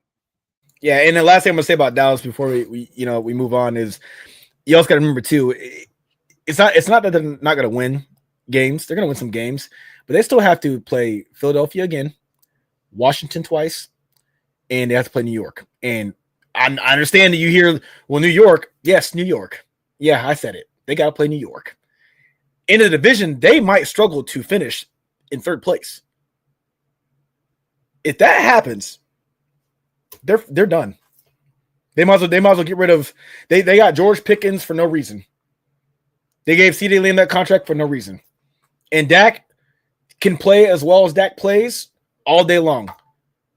They shot themselves in the foot with this Micah Parsons trade. It is that big of a deal. That is literally you guys losing like a Trent Williams or a Nick Bosa or Fred Warner. You just picture one of those guys just leaving your team right now. Well, instead for the 49ers, we just lose them to injury. So right. But just picture, at least they're still on the roster. They at least get some games in. You know what I'm saying? For sure, you know what I'm saying? For sure. They contribute to some wins most likely. So yeah, it's a huge deal. It is a massive deal. It's the same thing with us if we were to lose Lane Johnson, or like when we lost Jason Kelce. You know, mind you, we did get Cam Jerkins to come in there and he plays really well, but he's still not Jason Kelce. He's not, you know what I mean? We love him to death, but it's not the same, you know? And so many other teams have had similar players that have been in the same situation where they're like, yo, we can't get rid of this guy, even though our franchise sucks. So, yeah, losing Micah Parsons was a huge deal. And guess what? They lost 30-27. I bet you Micah Parsons makes up for those 3 points at some point. For sure, without a doubt. And that's a great way to put it as we keep things moving here on episode 162 of Stats Over Politics. Shaun Holko alongside Kaz Johnson of Just Casually. So now we will get to our speedy NFL recap where we go over the remaining games from week 6 in the NFL. Kaz and I will ping pong back and forth. We'll each give our takes on the remaining games in a minute or less. And so without further ado, Kaz, if you could, please start us off. And we're going to start it off with you just because of the Thursday night football game that took place this past week. And I didn't get a chance to watch it because I was working covering flag football, but I was absolutely shocked by it as the Giants beat the Eagles 34-17. And I just got to give a shout out to Rio Linda native Cam Scatteroo. I was about to say alum, like he went. Well, technically he went to anyway. 34-17. 34-17. We lose. First off, I expect fines, which it ain't gonna happen. Fine Jackson Dart and fine Cam Scatter, whatever his goddamn name is, because whatever. Because a few weeks ago, Saquon Barkley got fined $41,000 for leading with the crown of his helmet. There is egregious evidence of those two bash brothering the shit out of our defenders with their heads. Fine them. It ain't gonna happen though, but it's bullshit. But no, it was one of those games. We went into MetLife and yeah, division game, weird game. Vibes were off. Already having our coming off a loss against Denver. Everybody's bitching and moaning in Philadelphia because that's what we like to do when we lose. I'm a diehard fan, but I can also admit that there's certain Eagles fans that I fucking hate. I cannot stand them. And it's the ones who it's the get rid of Jalen Hurts. He's not a quarterback. He's a running back. And it's everybody's fault. And AJ Brown's a diva. And it's just when it rains, it pours in Philadelphia. And us losing to Denver was the worst thing that could happen. And New York took advantage. And shout out to Jackson Dart and Cam, as much as I cannot stand Cam's. But shout them out for literally taking that team by the reins and saying, no, we're going to pop them with multiple punches to the mouth. And we're going to hold our own at least in our hometown. And the problem is the Philadelphia Eagles play calling is so bad that not only did they show up and pop us in the mouth, we didn't even know how to respond. We didn't put the gloves on. Terrible game by Philadelphia. That's just it. Bad game. Vibes were low. The play calling is trash, and I just think that New York had the golden opportunity to take advantage. Like I said, we're coming off that loss against Denver, as I see Grey Wolf is laughing. Grey Wolf, I'll tend to you later on. But no, shout out New York, honestly. They're going to get their ass kicked here in a couple weeks when they come back to Philadelphia badly. It's going to be brutal. But you guys got us.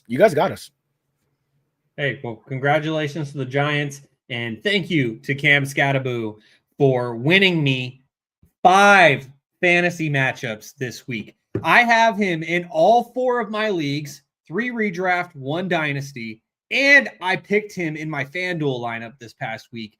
And so what a great way to start the week. Like, I was trying not to, and I appreciate that, Kaz. I was trying not to get too big-headed about it. I was like, there's still so much more time to play. But after Thursday night football, I was like, damn, I have a shot to win all of my matchups this week. And this is the first time that we talked in previous weeks that I've had a 4-0 week, but like I lost my girlfriend in FanDuel or whatever. This is the first time that I had a perfect week, and it was because of Cam Scatteroo. So shout out to the Rio Linda native, the Sacramento State. He's not an alum because he went to Arizona State, but shout out to my guy from Sacramento, Cam Scatteroo, who he's becoming a cult legend, Kaz. Like, everyone loves Cam Scatteroo because he is just ridiculous. And I gotta send you a video. Like, even as an Eagles fan, you'll probably find it hilarious. But there's this guy on Instagram who makes skits, and his Instagram name is I Am Shane, and he made a video recently about Cam Scatterbo, and it was so accurate and so hilarious. And it's just about basically Cam Scatterbo lowering his head and just going full bore at people. And I just hope by the end of his NFL career that his brain is okay, because of the way that he plays football. Yeah, he's have fun, New York. Okay, have fun. Have fun while it lasts. And I hope it lasts forever for Cam Scatterbo as a Sacramento guy. But, playing football like that is just not sustainable. As we keep things moving, the Buccaneers beat my 49ers 30-19. Brock Purdy was out of this game. Ricky Pearsall was still out in this game. And Baker Mayfield showed why he is a legitimate MVP candidate as the Buccaneers win 30-19. But the storyline for me coming out of this game is the loss of Fred Warner for the 49ers, as he fractured his ankle, and he is going to be out for the rest of the season, had to be carted off the field. And this was just absolutely devastating. For a 49ers fan, the Raider fans are so beat down because like their team just sucks. For the 49ers, we just can't stay healthy. This is what I'll say about it. And this is how I felt with the Fred Warner injury, because I had a friend text me and say, like, what did you guys do to piss off the football gods? Because you guys are cursed. And I have an explanation. It's Eddie DeBartolo, the former 49ers owner, who circumvented the salary cap back in the 80s and 90s. He did a bunch of under-the-table deals. The 49ers went on to win 5 Super Bowls over a 15-year span. But now we are paying the price for it, and the football gods have cursed us, because not only have I seen my team lose 3 Super Bowls, but these injuries just don't stop. And it's not just injuries to the 52nd and 53rd players, but it's to the best players on the team. Nick Bosa, Fred Warner, Brock Purdy's in and out. It just never ends for the 49ers. And it's just so heartbreaking, because Fred Warner was the heart and soul, and is the heart and soul of this team. And he will no longer be on the field for the Niners this year. And this is following last season, where he had broken bones in his foot that he played through amid an injury-riddled season. And now he's going to be out for the rest of the year. And it genuinely makes me sad. So I'm going to keep things moving before I get too emotional. Kaz, the next game that preceded 49ers and Buccaneers was in London. I don't know if you woke up early to watch this game. I did not, but the Broncos snuck by the Jets 13-11. And hell yeah, I was up. I train kids like 8 a.m. every Sunday, so I'm up watching. Yeah, I mean, sloppy, slow, weird, boring. Just not a whole lot to say about it, man. The Jets are not a good team, the worst team in the league right now, and Denver is. They did what a good teams are supposed to do. Denver's a good team. You're gonna have those games where they're shitty. You got to find a way. I like the opposite of Dallas. I like teams that find a way to win those ugly games. Just like the team's off. You're not doing what you did the previous week. You're playing against a dog shit opponent, and you still find a way. Those wins are so important. So important, which is why I think Denver is going to be a force to reckon with. I think they're going to be in contention for that division for sure. And I'm not saying that I think they're going to win, but I think they're going to be. Yeah, I think it will come down to all 3 of those teams in the AFC West: Denver, Kansas City, obviously, and LA. I think it's going to come down to those final weeks, honestly. So, yeah, Denver. I mean, that's a big win. You needed that. You just beat my Eagles. You know what I'm saying? And then just to follow up and to go across the pond. And you play against a Jets team that is not good, but at the same time, you guys are in London, it's different. And it's just, if you know the NFL, you guys know what I'm talking about. It's just different. And you went in there and it looked different. If that game was in Denver or if that game was in New York, that's probably a 2-score win by Denver. If a comfortable, 28 to 14 game or something weird like that, if not worse than that. So yeah, just a grinder. Things weren't clicking in Denver, but good teams find a way to win. They're very well coached. They have a guy who's won a Super Bowl. They have a guy who who was supposed to come in there and reshape that team. And I think they got lucky getting a guy like Bo Nix, who I hated on last year, and he has all my respect now. Denver has, and obviously, like Grey Wolf just said, their defense carried the amazing defense, but Denver they have solidified studs on that team. I don't know how well it's going to fare in the playoffs. That's their next step, is to get to the playoffs and win some games there. But they have a team that they got guys that can close out these gritty games, and they have a defense. Shout out Sertan, he played out of his fucking mind that game, dude. Lockdown Garrett. I'm talking. If you watch the replay of every matchup between him and Garrett, I watched the entire game, dude. Lockdown Garrett Wilson badly. I'm like, it made him look like JJ Arcega-Whiteside, who was, if you guys don't know, that was the guy that the Eagles took over DK Metcalf in the draft. Don't ask. So, yeah, it was a good game by Denver's defense, and just good teams like that, they find ways to win. So Denver, they did their job. Honestly, they did their job. Yeah, and a game that we kind of alluded to earlier when we were talking about AFC contenders, the Steelers beat the Browns 23-9. And this was the Dylan Gabriel game where he was able to make his debut as a starter, at least, after Joe Flacco was traded within the division to the Bengals. And that was something that Mike Tomlin said after the game, like, man, like this is seems like a head-scratching move. I don't know. Maybe Andrew Berry is just a lot more smarter than all of us, because I don't understand why you would decide to trade a guy who you deemed worthy of being your opening day starter and then trade him within the division. That's a great point by Mike Tomlin, and I'm glad that he voiced his displeasure on that. But Steelers are looking good. We talked earlier about their defense between obviously TJ Watt, but then you have Jalen Ramsey out there making plays, and not only making plays as a quarterback, but also he had 2 sacks in this game, and that was pretty cool as well for him, considering who he was also playing in a game with TJ Watt and Myles Garrett. But as you said earlier, when we were talking about contenders, Kaz, DK Metcalf is looking good. These numbers don't pop out, but 4 receptions, 95 yards, and a touchdown. That's a solid stat line right there. Aaron Rodgers, 21-30, 235 yards, 2 touchdowns. Steelers are looking like they're headed to the playoffs because they are going to win this division by default. And that's not a slight to the Steelers, because they've looked good so far, but they're going to cruise to a division title. It's just a matter of what they will do when the playoffs come, because I'm still picking a team like the Chiefs over the Steelers if they were to match up in the playoffs again. So we will see when that time comes. But Kaz, if you could take us through the Patriots beating the Saints 25-19, and I'm going to step away for about 30 to 45 seconds just because I have to use the bathroom very fast. Go ahead. I got you, bro. Thank you. I appreciate it. So Patriots beating the Saints. I did say when I did my predictions that I asked a rhetorical question. I said, are the Saints real? And I said, no, they're not. They're not real. It was a good win for the Patriots on the road. Winning on the road, no matter how good your team is hard. Very, very difficult. And there's a reason why, if you guys are sports bettors, you look at the odds more often than not when a team, no matter how good they are, is facing a team away or on the road, they're usually underdogs.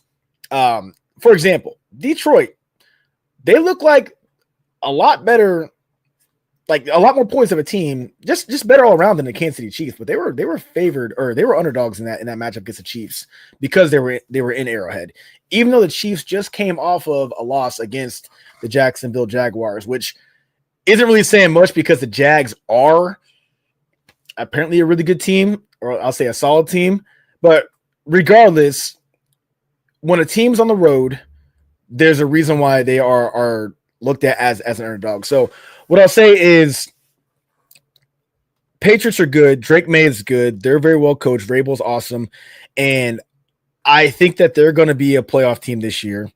And the New Orleans Saints are a bottom of the barrel team.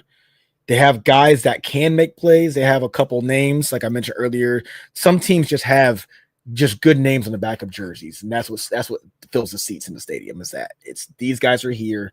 There's some hope, but you got Spencer Rattler. I mean, it's what do you expect? You know what I mean? Like, what do you expect? The only thing they had going for them was the fact that it was a home game, and that's it. And they fought. They didn't look bad. Chris Olave came to life a little bit. You know what I'm saying? About time, but it's man. What those guys say on the Who's Next show? It's just something about Drake May, man. Something about Drake May. And I'm on the Drake May. I'm on the Drake May train, man. Like, they're good, bro. I can't wait to see them play the Bills again.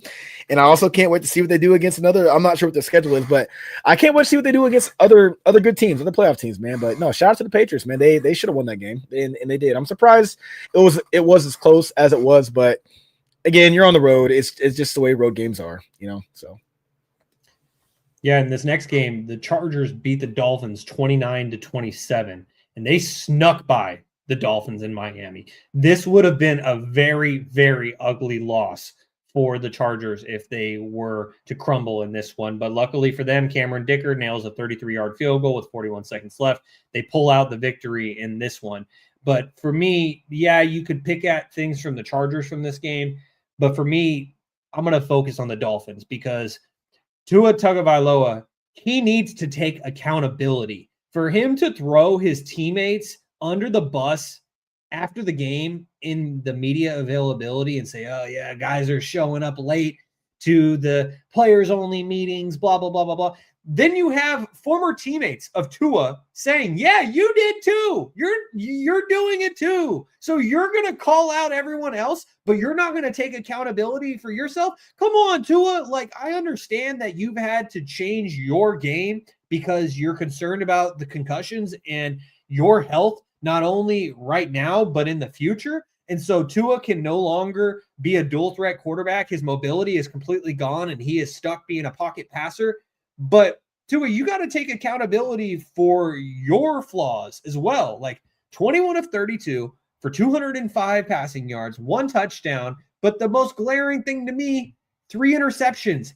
Yeah, the Chargers only won this game by 2 points, but you look at Justin Herbert's stat line, 0 interceptions. And we think back to, I think it was the 2020 draft when Burrow goes 1. Yep. And then you have Herbert goes 5, I think, and then it was Tua going 6 to the Dolphins. And so, like, you have a prime matchup for Tua right here in terms of comparison of, okay, if you're going to throw the rest of your teammates under the bus, what did you do? What did you do in comparison to the guy that was drafted right next to you? And that's the difference in the stat lines right there. You can put aside the passing yards because Herbert has 264 passing yards on 29 passes. So he completed 8 more passes and he had 59 more passing yards. But as I said, the glaring thing to me is Tua having those 3 interceptions. And for you to go to post-game media availability and throw all your teammates under the bus for allegedly things that you have done as well in terms of being late to player-only meetings, that's just bullshit to me. And, that's not what you want in a leader of a team. And finally, I'll just say, hey, mate, Mike McDaniel, when you eventually get fired, come on home. You don't need to go be an OC for anyone else. Come on to Philadelphia, brother. Come to Philly, oh, no. Please. Oh, God, no. God, no, please, no. Kaz, the next game that we're getting to is the Rams beat the Ravens 17-3. Expected. Yeah, LA was on the road, but it's just, there's nothing there in Baltimore right now. They're dead without Lamar Jackson. Their run game is completely diminished. They're making Derrick Henry look like, I don't know, who's the guy you would know? San Fran. Let me think of who's a name in San Fran that was a running back a few years ago. No, he's too good. Give me a guy who was a guy who was never a guy. That's a you got like Matt Breida. Yeah, you got him out here look like Matt Breida. Give me another guy. Give me one more. Okay, let's see.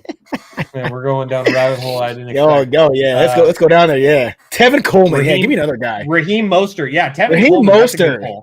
Yeah, you know what I'm saying? You got Derrick Henry out here looking like fucking Isaac Garindo. You know what I'm saying? Like, but you're probably like, well, now wait a minute. Now I hear you, but come on now. This is bad, man. This is really bad in Baltimore. I'm not going to say much about the Rams because we know who LA is. Well, we'll say this. please, Puka, please be okay, because we don't, especially me, but you're a sports guy too. You actually, you cover sports, and you're not a piece of shit. I don't think anyways. So we don't want to see anybody. We don't want to see anybody get hurt. Yeah, I just got to say, add on to that. Like, I hate when people celebrate injuries. Like, I don't care. Stupid. I don't care if it's the player that you hate the most in this world. You do not cheer when guys get hurt. I think it's one of the most pathetic things. So yeah, no, I've been dragging Dak Prescott since 2016, and when he broke his ankle, I remember tweeting, "No, I don't want this," because that ruins the fun for me. It's fun when you beat teams at their best, not when you beat them up when they're down. And I just hope that he's too fun of a player to watch. He's one of the top receivers. He's going to finish as a top 5 receiver in the league this year, if he's healthy. And did they announce the status of his injury yet? I haven't looked up. I haven't seen it if they did. Which I think is good news. I got him on one of my fantasy teams, and I just saw he was questionable. Yeah, I think at most, if anything, maybe IR, which is a good news, because 4 weeks, maybe possibly, and just to get him back 100% healthy. But if it was anything that was crazy, we would know for sure, like torn ligaments, broken foot, things like that. But let's just hope he comes back. But no, the Ravens are just in shambles right now. If they didn't win the last couple seasons because of Lamar Jackson, let's just call it what it is, dude, Harbaugh would be on the hot seat, and the fact that you can't figure out a way to get that offense going, it's not like you have the worst offense in the league. You have Derrick Henry. Okay, you have Justice Hill to back up Derrick Henry. You have Isaiah Likely and Mark Andrews. These are guys that on other teams could play good football. They could be great assets to probably half the league right now if they were to move somewhere else. You got Rashad Bateman. You got Zay Flowers. You don't need to have this prolific, receiving core and this prolific running back like we in Philadelphia are fortunate to have, and you guys have also had those in recent years too. You don't. It's a good thing to have, but you don't need it when you have a guy like Lamar Jackson and they just don't have him, and that entire team is in shambles.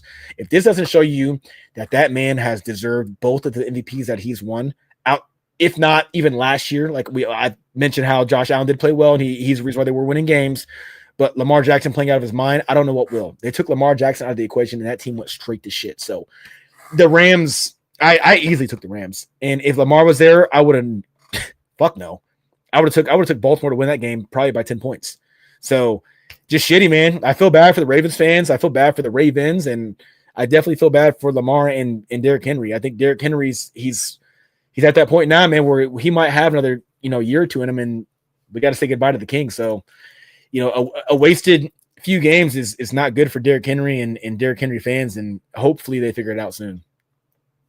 Yeah, I completely agree. I was a guy saying at the beginning of the season, despite his fumble issues, that he's still an elite running back in his early 30s. And I have a friend who I've gone back and forth with where that friend's telling me like, oh, he's so washed. And that friend started texting me like after each game that Derrick Henry had like a pedestrian stat line.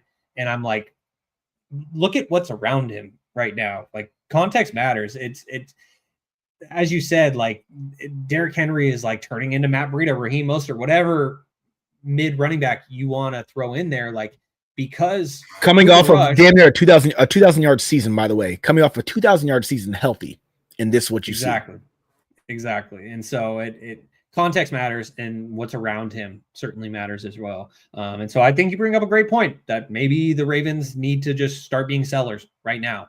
And if they don't, then a guy like Derrick Henry is just going to waste away the remainder of his career, which would be a shame. As we keep things moving here on episode 162 of Stats Over Politics, Shaun Holga alongside Kaz Johnson and Just Casually. Uncle Manny, we appreciate you tapping in on YouTube. As he says, the 49ers will make the playoffs with that schedule, even with the injuries. For the Cowboys, it's getting ugly without a defense. Yeah.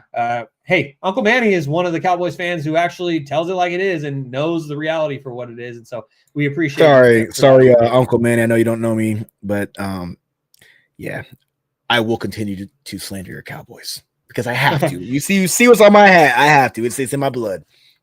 Yeah, he fully understands. As we get to this next game, the Colts beat the Cardinals 31-27, and This was a lot closer than I expected it to be, but it's probably because, as you were kind of alluding to at the top there, Kaz, are we believers in the Colts yet? Probably not. And if the Colts lost this game, then I would have been saying, like, all right, pack it up. It was a nice story for the first 5 weeks, but they're not legit. They get the win, but, I mean, ultimately, they beat Jacoby Brissett, who, give him credit, he had a hell of a game. 27 of 44, 320 passing yards, 2 touchdowns, and an interception. I mean, that was a way better stat line than Indiana Jones had in this game. But luckily for the Colts, Jonathan Taylor continued to do Jonathan Taylor things with 21 carries for 123 yards and a touchdown. So the Colts moved to 5-1. They are tied for the best record in the NFL, along with the Tampa Bay Buccaneers. So that's quite interesting. As Kaz, the Seahawks beat the Jaguars 20-12. Yeah, I'm proud of my pick on that. By the way, I went 12-3 this week. By the way, I didn't. You've been dominating. I'm second. I popped off. I popped off this week. I picked them to win, man. I was like, yeah, come on, bro. Jacksonville, just from what I've seen so far, again, I gave Trevor his flowers for now. We'll see how long those flowers stay, bright and luscious and full of life. Okay, because I'm not a 100% believer in him yet, but Jacksonville is still kind of like figuring out, okay, are we good? Are we not? Are we good? Are we not? Because you're seeing some flaws, but at the same time, again, Trevor Lawrence is play and he's been extending plays like crazy. I'm not sure how many Jacksonville games you've watched, but like, it's been like, oh shit. He gets out and he's like, oh, okay, Trevor, hold up. I see you. You know what I'm saying? So, again, shout out to Trevor for right now, but I'm like, give me the team with more poise and like, dude, they need to win. And this is a huge win for Seattle. This is equivalent to the win or to the loss or the matchup, I guess you could say, Dallas versus Carolina, where it's like, Philadelphia losing on Thursday. And then obviously without being able to foreshadow the future, seeing, Washington losing in the NFC East. Dallas, win this game. Listen, you have the Niners who just won that upset in the previous week against who was it, the Rams? The Rams. Seattle, are you going to take advantage of this? Okay? Because you know who LA is. You know the Rams are good. You know that the Niners, if they get it going, they're going to be good. You're traveling way across the country against a Jacksonville team that just beat the Chiefs. You have to win this game. And I said in my predictions, I said I think the more poised team will win. I like what I'm seeing out of Sam Darnold right now.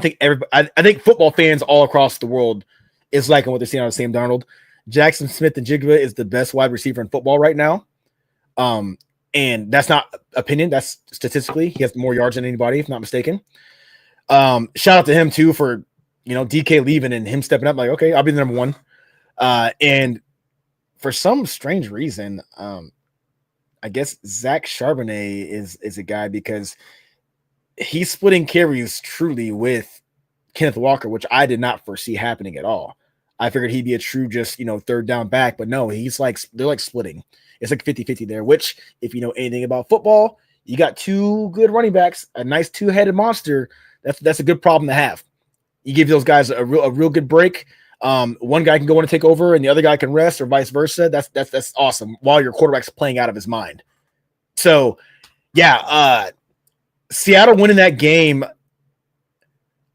the way they won it, I'm surprised it was, that big of a margin, but I definitely thought that Seattle was the better team. So I'm not surprised that they won, but again, I'm surprised at the margin. I figured that would have been a lot closer. I thought it would have been more of like a 27-30 game or like, a 26-25, something like that. But like, nope, we're going to go in here and kick their ass and get out of there. So yeah, Seattle's a force, man. Watch out.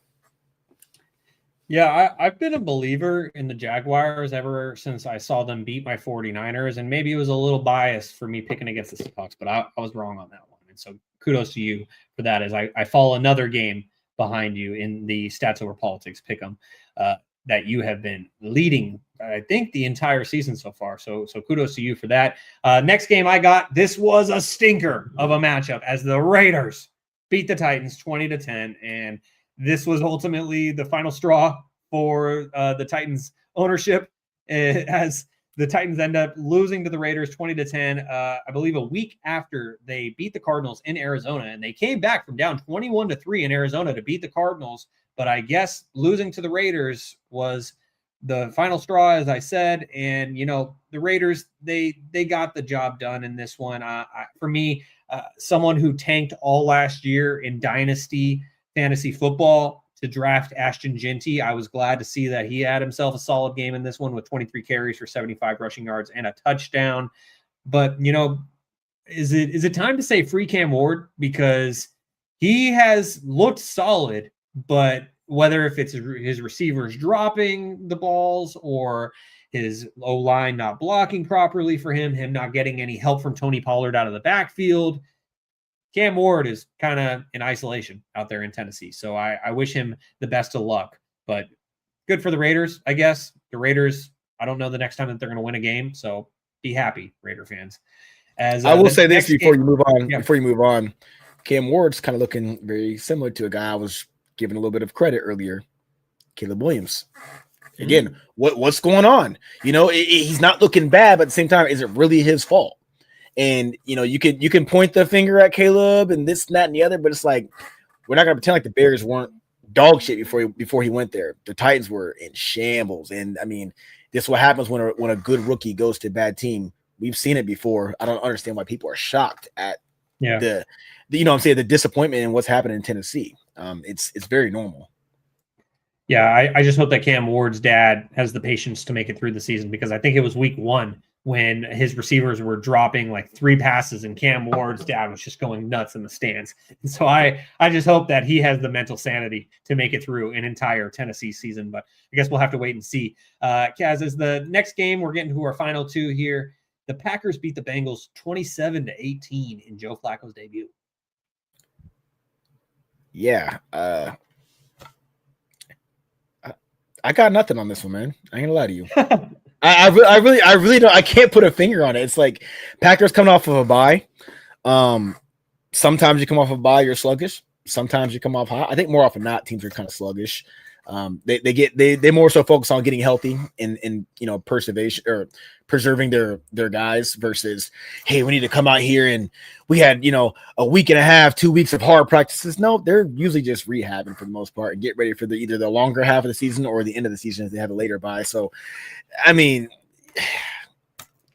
I got something to say, and then you can get to this last one. Yeah. I was glad to see Jamar Chase finally. Oh my God! This game. 10 receptions, 94 yards, and a touchdown. He probably said, "God bless you, thank you, Joe Flacco." No, thank whoever the hell it was that mocked him. That's why whoever mocked him, I was like, "Oh shit, here we go." You just grittied on him. I go, "There's no fucking way he's not gonna get." Dude, almost immediately. I think it was the next drive. Just bam, hit Chase. And he went ahead and did his gritty. I'm like, okay, yeah. We needed to see that. Because Jamar Chase owners are, man, I feel bad for y'all, man. If you got Jamar Chase, Lord have mercy, bro. God, I mean.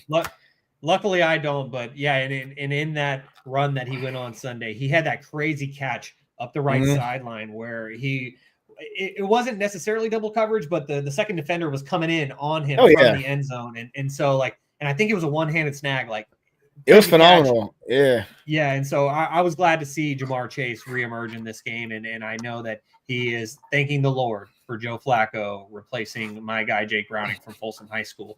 But finally, Kaz, as we finish recapping week 6 in the NFL, the Falcons beat the Bills, your AFC favorite, 24-14 on Monday Night Football in ATL.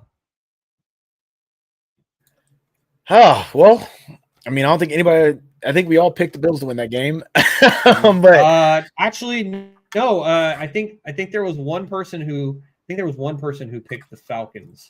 I'll have to fact check that. But I'll say that had to been Kevin. I don't think Toddy would do it. I don't think you did it. I know I didn't. Yeah, I didn't. Here it is right here. Yeah, it was Toddy. Oh, it was Toddy. Oh wow. It was Toddy. Wow. Okay.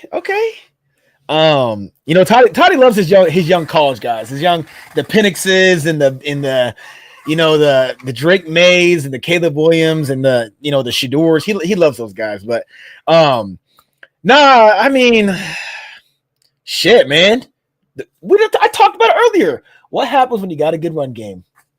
What happens? Bijan went off.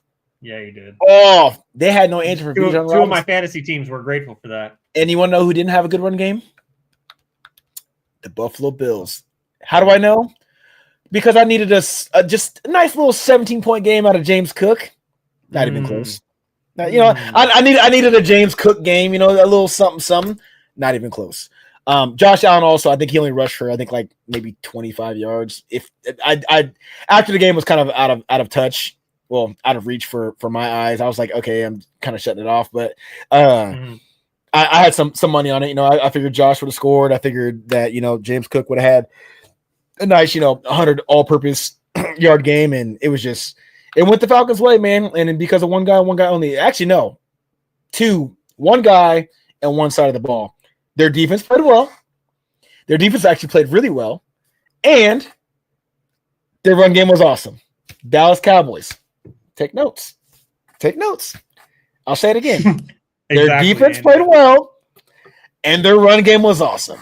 And that made Michael Penix's life a lot easier, taking the stress off the quarterback. And even if you have a good quarterback like good old Rain Dakota Prescott, put your pride aside, run the ball well, and have your defense play solid, and you'll be just fine. So just unpredictable, but you're going to have those matchups that are just stinkers. And I wouldn't even say it was a stinker. I just think that the Falcons just played really well at home. I mean, it looks like they had the Bills at what were they? Yeah, they were 4.5-point favors on the road. Mm-hmm. I think it would have been safer to put them at 3.5, but 4.5-point favors on the road. I mean, it just comes to show how good that Bills team actually is and how good they're supposed to be. But that run game, man, Bijan all day. That's it. Bijan Robinson. That's my take. Yeah, Bijan nearly topped what Rico Dowdle did, because Rico had those 239 all-purpose yards. Bijan had 238. So, shame on him. He fell a yard short of what Rico did. But, absolutely nuts. As I said, two of my fantasy teams really appreciated the contribution of Bijan Robinson with those 19 carries for 170 yards and a touchdown. And then, sprinkle in, as Toddy would say, 6 receptions for 68 yards. And one other thing that should be mentioned, Michael Penix played well in this game, but a big reason why he did is because of Drake London, Toddy's guy from USC. 10 receptions, 158 yards, and a touchdown. And he nearly had 2 touchdowns if he was able to score there at the end of the first half, where he finished inches short. And this game could have actually ended up being a blowout if he scores there, because then let's just throw in the touchdown, because they bypassed the field goal to go for that touchdown. And so the final score could have been 27-14 or 31-14. And I can't figure out this Falcons team. I just cannot figure them out right now. But I guess we'll have to wait and see, because I still can't figure them out. Yeah, we'll give it some time. They're gonna be like the Colts, where it's like, their identity is just still is kind of being masked right now. But we'll find out soon. I'll give it about 2 more weeks. But I will say this: just picture being the fantasy owner, because it's definitely possible, and I know someone who's done it, who owned Bijan Robinson, DeAndre Swift, and Rico Dowdle, and started all 3. Picture being that guy. Well, I had a similar combination. I had Bijan, Cam Skattebo, and Devon Achane. I got like 90 points from the 3 of them. Yeah, bro, that's crazy, man. I had Swift on my bench, and I had Rico Dowdle on my bench, because I had Ashton Genty, and I had James Cook. No, not James Cook. Because I traded my wide receiver 1 for Genty to someone before the season started. So I had Genty and Cook, and I can't remember who my flex was. I went with Rashad White, who played well. He played well, but he didn't do what Rico Dowdle did or what DeAndre Swift did. Yeah, so. that is painful. And Kaz, I don't know why we haven't done this yet, but we got to get you in the Stats Over Politics. Yeah, man, I love, bro. I'm a gambler, and I'm a fantasy guy, bro. I'm usually in 6 leagues a year, and I'm only in 4 this year. I dropped out of 2, so So I'm definitely open for whatever. All right, well, we'll get that quota back up to at least 5 next year and get you in the SOP Fantasy League. But final segment together here on episode 162 of Stats Over Politics. Kaz, I really appreciate you for joining me tonight. As we get to our final NFL topic, as we alluded to it, the Titans fired their head coach, Brian Callahan, after just over a season, like 20-something games into his tenure at the helm of the Titans. What was your reaction to this, Kaz? I mean, it's kind of what happens when your team loses. I gotta sneeze 1 second. Yeah, no, well, the thing that I thought about it that I thought was kind of crazy is it just felt like they gave him a very short leash. Like you replace a guy in Mike Vrabel who gets you to an AFC championship game with Ryan Tannehill, and you replace him with Brian Callahan. I figured they would at least give Brian Callahan 2 to 3 years. Like, I was upset when the Patriots let go of Gerard Mayo after only a season. Yeah. But when you have a guy like Mike Vrabel waiting in the wings, okay, you can justify that. But who's waiting for the Titans right now? Like, they have Mike McCoy, who is the interim coach now, and he's been recycled, and he people would say he is for the streets because he's been tossed around from organization to organization. And now that's your interim head coach. That's who you're replacing Callahan with. I was just surprised by the timing of it, because if you're going to let him go, do it at the end of the season. What is it going to benefit them to do it now? That was the thing that shocked me the most. Yeah, and like I said, I mean, like, you know, that's what good teams do, or bad teams do. They fire coaches or whatever, but they do fire them, like you said, at the end of the season normally, unless they have an opportunity to win. It's like, you got to get the hell out of it right now, and they have the replacement ready. So this is how bad franchises stay bad. This is exactly how they jump the gun early. They don't give their teams time to build a rapport. You know, they don't give them time to develop a culture. Right now, Tennessee doesn't have a culture. They have a losing culture. They don't have a culture. You know, you think of like, you know, teams that's won in recent years. You know what Detroit's culture is. You know what Philadelphia's culture is. You know what the Buccaneers culture is. You know what I'm saying? You know what the Niners culture is. You know what the culture is. Tennessee is a very poorly ran organization. They had their moments. They've had guys there. They had the Derrick Henrys. You know, they had the AJ Browns and whatnot. You know, you can even throw Tannehill in there. You know, he was a solid quarterback. Was he a top quarterback in the NFL? No, but he was definitely a solid quarterback. Let's not look past that. You know, and at times they've had some decent defenses. So now they're in this weird rebuild-ish, like, what are we doing here? You know, it's what bad organizations do. This is a bonehead move. They're bad. I'm not surprised by it, but it's a bonehead move. What do you have to lose? What happens if you guys go on a 3 or 4 game win streak? You know what I mean? You guys did just beat Arizona. So that's another reason why it shocked me. Like, if they were winless, okay, yeah, you say he can't win a game with our number 1 overall pick, but for them to have a comeback win like that on the road, and yeah, you lose to the Raiders, but it just really surprised me, and it just felt like he was the scapegoat, kind of as you were saying. That's what bad teams do, is they can't find an answer, so it's like, this is what must be done. Yeah, it's like the same issue that we're having in Philadelphia right now, where half the fans are like, get rid of Kevin Patullo. The other half is like, well, no, it's not that. Give him time. But it's like, if we get rid of him, we can find a new OC. I'm confident in that. Finding a new head coach, bro, like that's especially when there's nobody. Go ahead. Go ahead. I'm sorry. I was just going to say that I think, as we talked about earlier in today's episode, the success that Mike Vrabel is quickly having in New England, I think that also is factoring in, because Titans ownership is probably like, we let this guy go for this guy, and that's what this is. Callahan is giving us this. And so I definitely think Mike Vrabel kind of influenced this decision too, even though it wasn't intentional on his part. Yeah. Yeah, man. I don't know, man. It's just sometimes when organizations do shit like this, I'm just glad it ain't my team. You know, I'm just like, hey, just go ahead, keep moving guys around and get rid of coaches, this and that. It's like, you're gambling at that point. We're just trying to roll the dice and get some. It's like when Jacksonville went and got Urban Meyer. It's like, oh, look what he did in college. It's like, you guys don't understand that there's bigger issues than that right now. Okay? There's bigger issues than that right now. And again, this is how bad teams stay bad. It starts at the front office. You know, there's a reason why Philadelphia has had the success that we've had in recent years. And I keep bringing my team up, but it's a team. It's what I know, the team I know best. You know, and even your front office, you guys have done a great job. Look at the guys you have on your team. That's what you do. That's how you Brock win. Purdy. I gotta say, Brock Purdy saved our ass from going all in on Trey Lance. And it's like, you know, you look at coaching. You know, you look at the Steelers.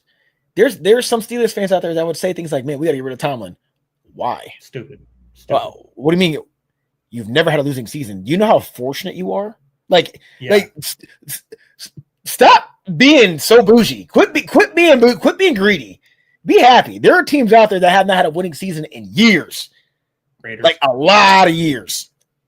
You know what I'm saying? So having a good coach is very important. And first off, having a good, you know, what do you call it? Owner and or, you know, CEO or whatever, right? Mm-hmm. Having a great front office is so important in the NFL. So important. Because even if it's not a matter of how, it's a matter of when. And you look at Philadelphia, it's kind of the same thing. We look back, and I mentioned earlier how, you know, we picked J.J. Arcega-Whiteside over DK Metcalf, but then if you look through the results of picking him over JJ or over DK, picking Jalen Reagor over, you know, Justin Jefferson, and seeing the turnout, it's like we can say all the hypotheticals of, well, it could have been this, it could have been that, but at the end of the day, it's like you can look at the trades and the moves we've made and the money we've saved and the guys and the defenses that we've built and the guys that we paid and go, oh shit, we had DK and JJ us? That ain't happening. And we don't know if that's going to result to a Super Bowl. So again, the front office is where it starts and where it ends. And right now, I don't know what the hell Tennessee's doing. No idea.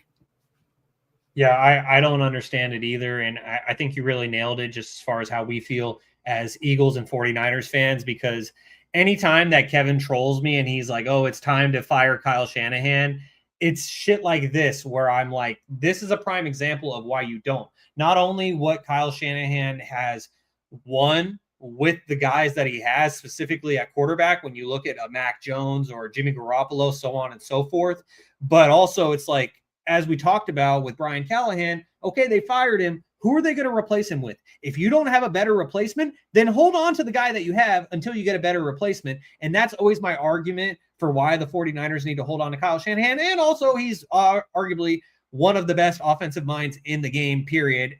Bare minimum, top 5, you could argue top 3. But because if the 49ers were to fire Kyle Shanahan, then they would end up in this revolving door cycle like the Tennessee Titans are in now that they let go of Mike Vrabel, because we as 49ers fans experienced this when Jim Harbaugh walked away. And then it was Chip Kelly and Jim Tom Sula and all these scrubs that took over the organization before Kyle Shanahan got the opportunity. And so, yeah, I don't understand this move by the Titans, but, you know, it's not my team, not my problem. Kaz, thank you so much for joining me on today's episode. I appreciate you very much, and I hope you have a great rest of your evening. Yeah, man, I appreciate you, dog. I will see you guys next week. Yes, sir. Have a great night. As I'm closing things out here on episode 162 of Stats Over Politics, Shaun Holko here with you guys solo, just because I want to talk about a few other things unrelated to the NFL. And I'm going to start things off with Penn State firing head coach James Franklin. This didn't necessarily surprise me given the slide that Penn State has been on over the last 3 weeks. I mean, you lose a great game against Oregon, but then losing to UCLA right after they just fired their head coach, and losing to UCLA in the fashion that they did, it was just totally embarrassing. But they could have overcome that. And then they lose at home to Northwestern. That's where it became unacceptable. And some people would argue James Franklin almost led the Nittany Lions to the national championship game last season. Like, do we have such short-term memory that we forgot that? Drew Allard, he was that close to leading Penn State to the national championship game past Notre Dame in the semifinals, but they fell short. They still were semifinalists. They were one of the Final Four teams in the country. And now James Franklin is out of a job. And Penn State is eating like $50 million in dead money. And if James Franklin goes and gets a new job that pays him less than his like $8 million salary per year, then Penn State just has to pay the difference from then. And it states in his contract that he has to go and look for a new opportunity, but they're still going to be paying the difference. And the reason why I feel like this move was justified, despite the fact that Penn State made it so far in the college football playoff last year, is not only these 3 losses, but if you look at the body of work, Penn State is in the business of competing for national championships. And they are in the Big Ten, not just the reconstructed Big Ten, but they have been a part of the OG Big Ten, in which the last 2 national champions have come from their conference, the team up north and my Ohio State Buckeyes. When you look at James Franklin's record competing against some of the big dogs in the Big Ten, but also throughout college football, he has a very poor record competing against those top teams. And so ultimately, did Penn State want to hold on? Put the 3 losses aside. Put last season aside with them going to the semifinals and nearly the national championship. Put those 2 things aside on both sides with the positive and the negative. If you just look at his overall body of work for how he competed against the best of the best in college football, he had an abysmal record. And that's ultimately why it was a good decision for Penn State to let him go. But it seems like Matt Rule, Nebraska's head coach, formerly of the Carolina Panthers and Baylor, it seems like he's going to become the guy. He's a Penn State alum. He's had some success trying to revitalize that Nebraska program. And it seems like he is going to be the ultimate replacement for James Franklin. That doesn't seem like a good idea to me. I could be completely wrong, but it doesn't seem like a good idea to me. It feels like a lateral move going from James Franklin to Matt Rule. You're getting one guy who couldn't win the big games to another guy who won't win the big games. That's just my opinion. They could go with someone completely different, but this firing seemed justified, and it wasn't just from these last 3 games. And I appreciate you, Uncle Manny, for saying we do definitely have a short-term memory. What have you done for me lately? What the Nittany Lions have done lately is they have lost 3 bad games, specifically the last 2. The loss to Oregon, that was a good game. Any team could lose that game. I mean, we just saw Oregon lose at home to Indiana and Curt Cignetti. But Curt Cignetti is a guy who wins big games.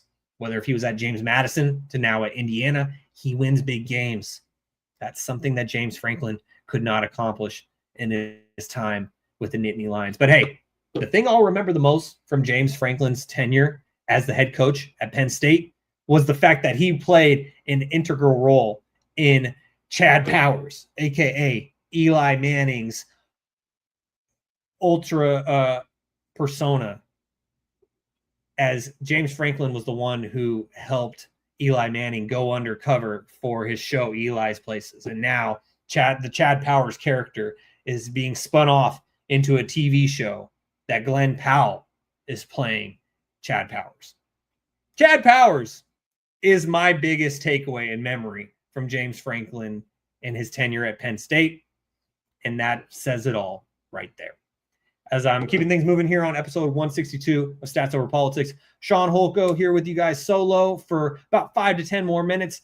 Now that we got to some college football, let's close things out with some basketball, because my Sacramento Kings, they made a couple of big moves today being Wednesday, October 15th, where the Sacramento Kings finally, and I say finally because it had been rumored for months and months and months. You even had the NBA Central page tweeting back in June that the Kings had signed Russell Westbrook, or that they were favorites to sign Russell Westbrook. And the Kings finally signed Russell Westbrook today. They signed him to a veteran minimum deal. My reaction to this is it was a long time coming based on all the reporting and rumors, but also the fact that Russell Westbrook probably couldn't have found another NBA home. And he thought to himself, okay, do I still want to play in the NBA? even if it means going to Sacramento and playing for the Kings, yes. And so now Russell Westbrook is a member of the Sacramento Kings on a veteran minimum deal. And you look at the Kings and it's like, damn, is Russell Westbrook going to start? Like this Sacramento Kings team with DeMar DeRozan, Zach LaVine, Russell Westbrook, Domantas Sabonis, this team would have been awesome 5 years ago, even 10 years ago. But in 2025, maybe not 10 years ago because Sabonis wasn't quite in the NBA yet. But the point being, 6-7 years ago, this is a playoff contender and maybe even a championship contender with Russell Westbrook, DeMar DeRozan, Zach LaVine, Domantas Sabonis, and Keegan Murray, who emerged obviously about 4 years ago. But I mean, as a Kings fan, I really don't know what to think about it. It's like, oh, cool. Russell Westbrook, former MVP, future Hall of Famer. He is a Sacramento King now. And when Russell Westbrook was having his MVP season, because of all the triple doubles, the name he kept being mentioned with was the Big O, Oscar Robertson, who also played for the Kings franchise way back when, I believe when they were the Rochester Royals. And so now Russell Westbrook joins that lineage. The biggest thing for me isn't what the Sacramento Kings are going to do on the court, because I don't know if this Kings team is even a playoff team. They may not even be a play-in team. We'll see how the season goes and who sticks around, because trading De'Aaron Fox completely changed the entire trajectory of this team last year.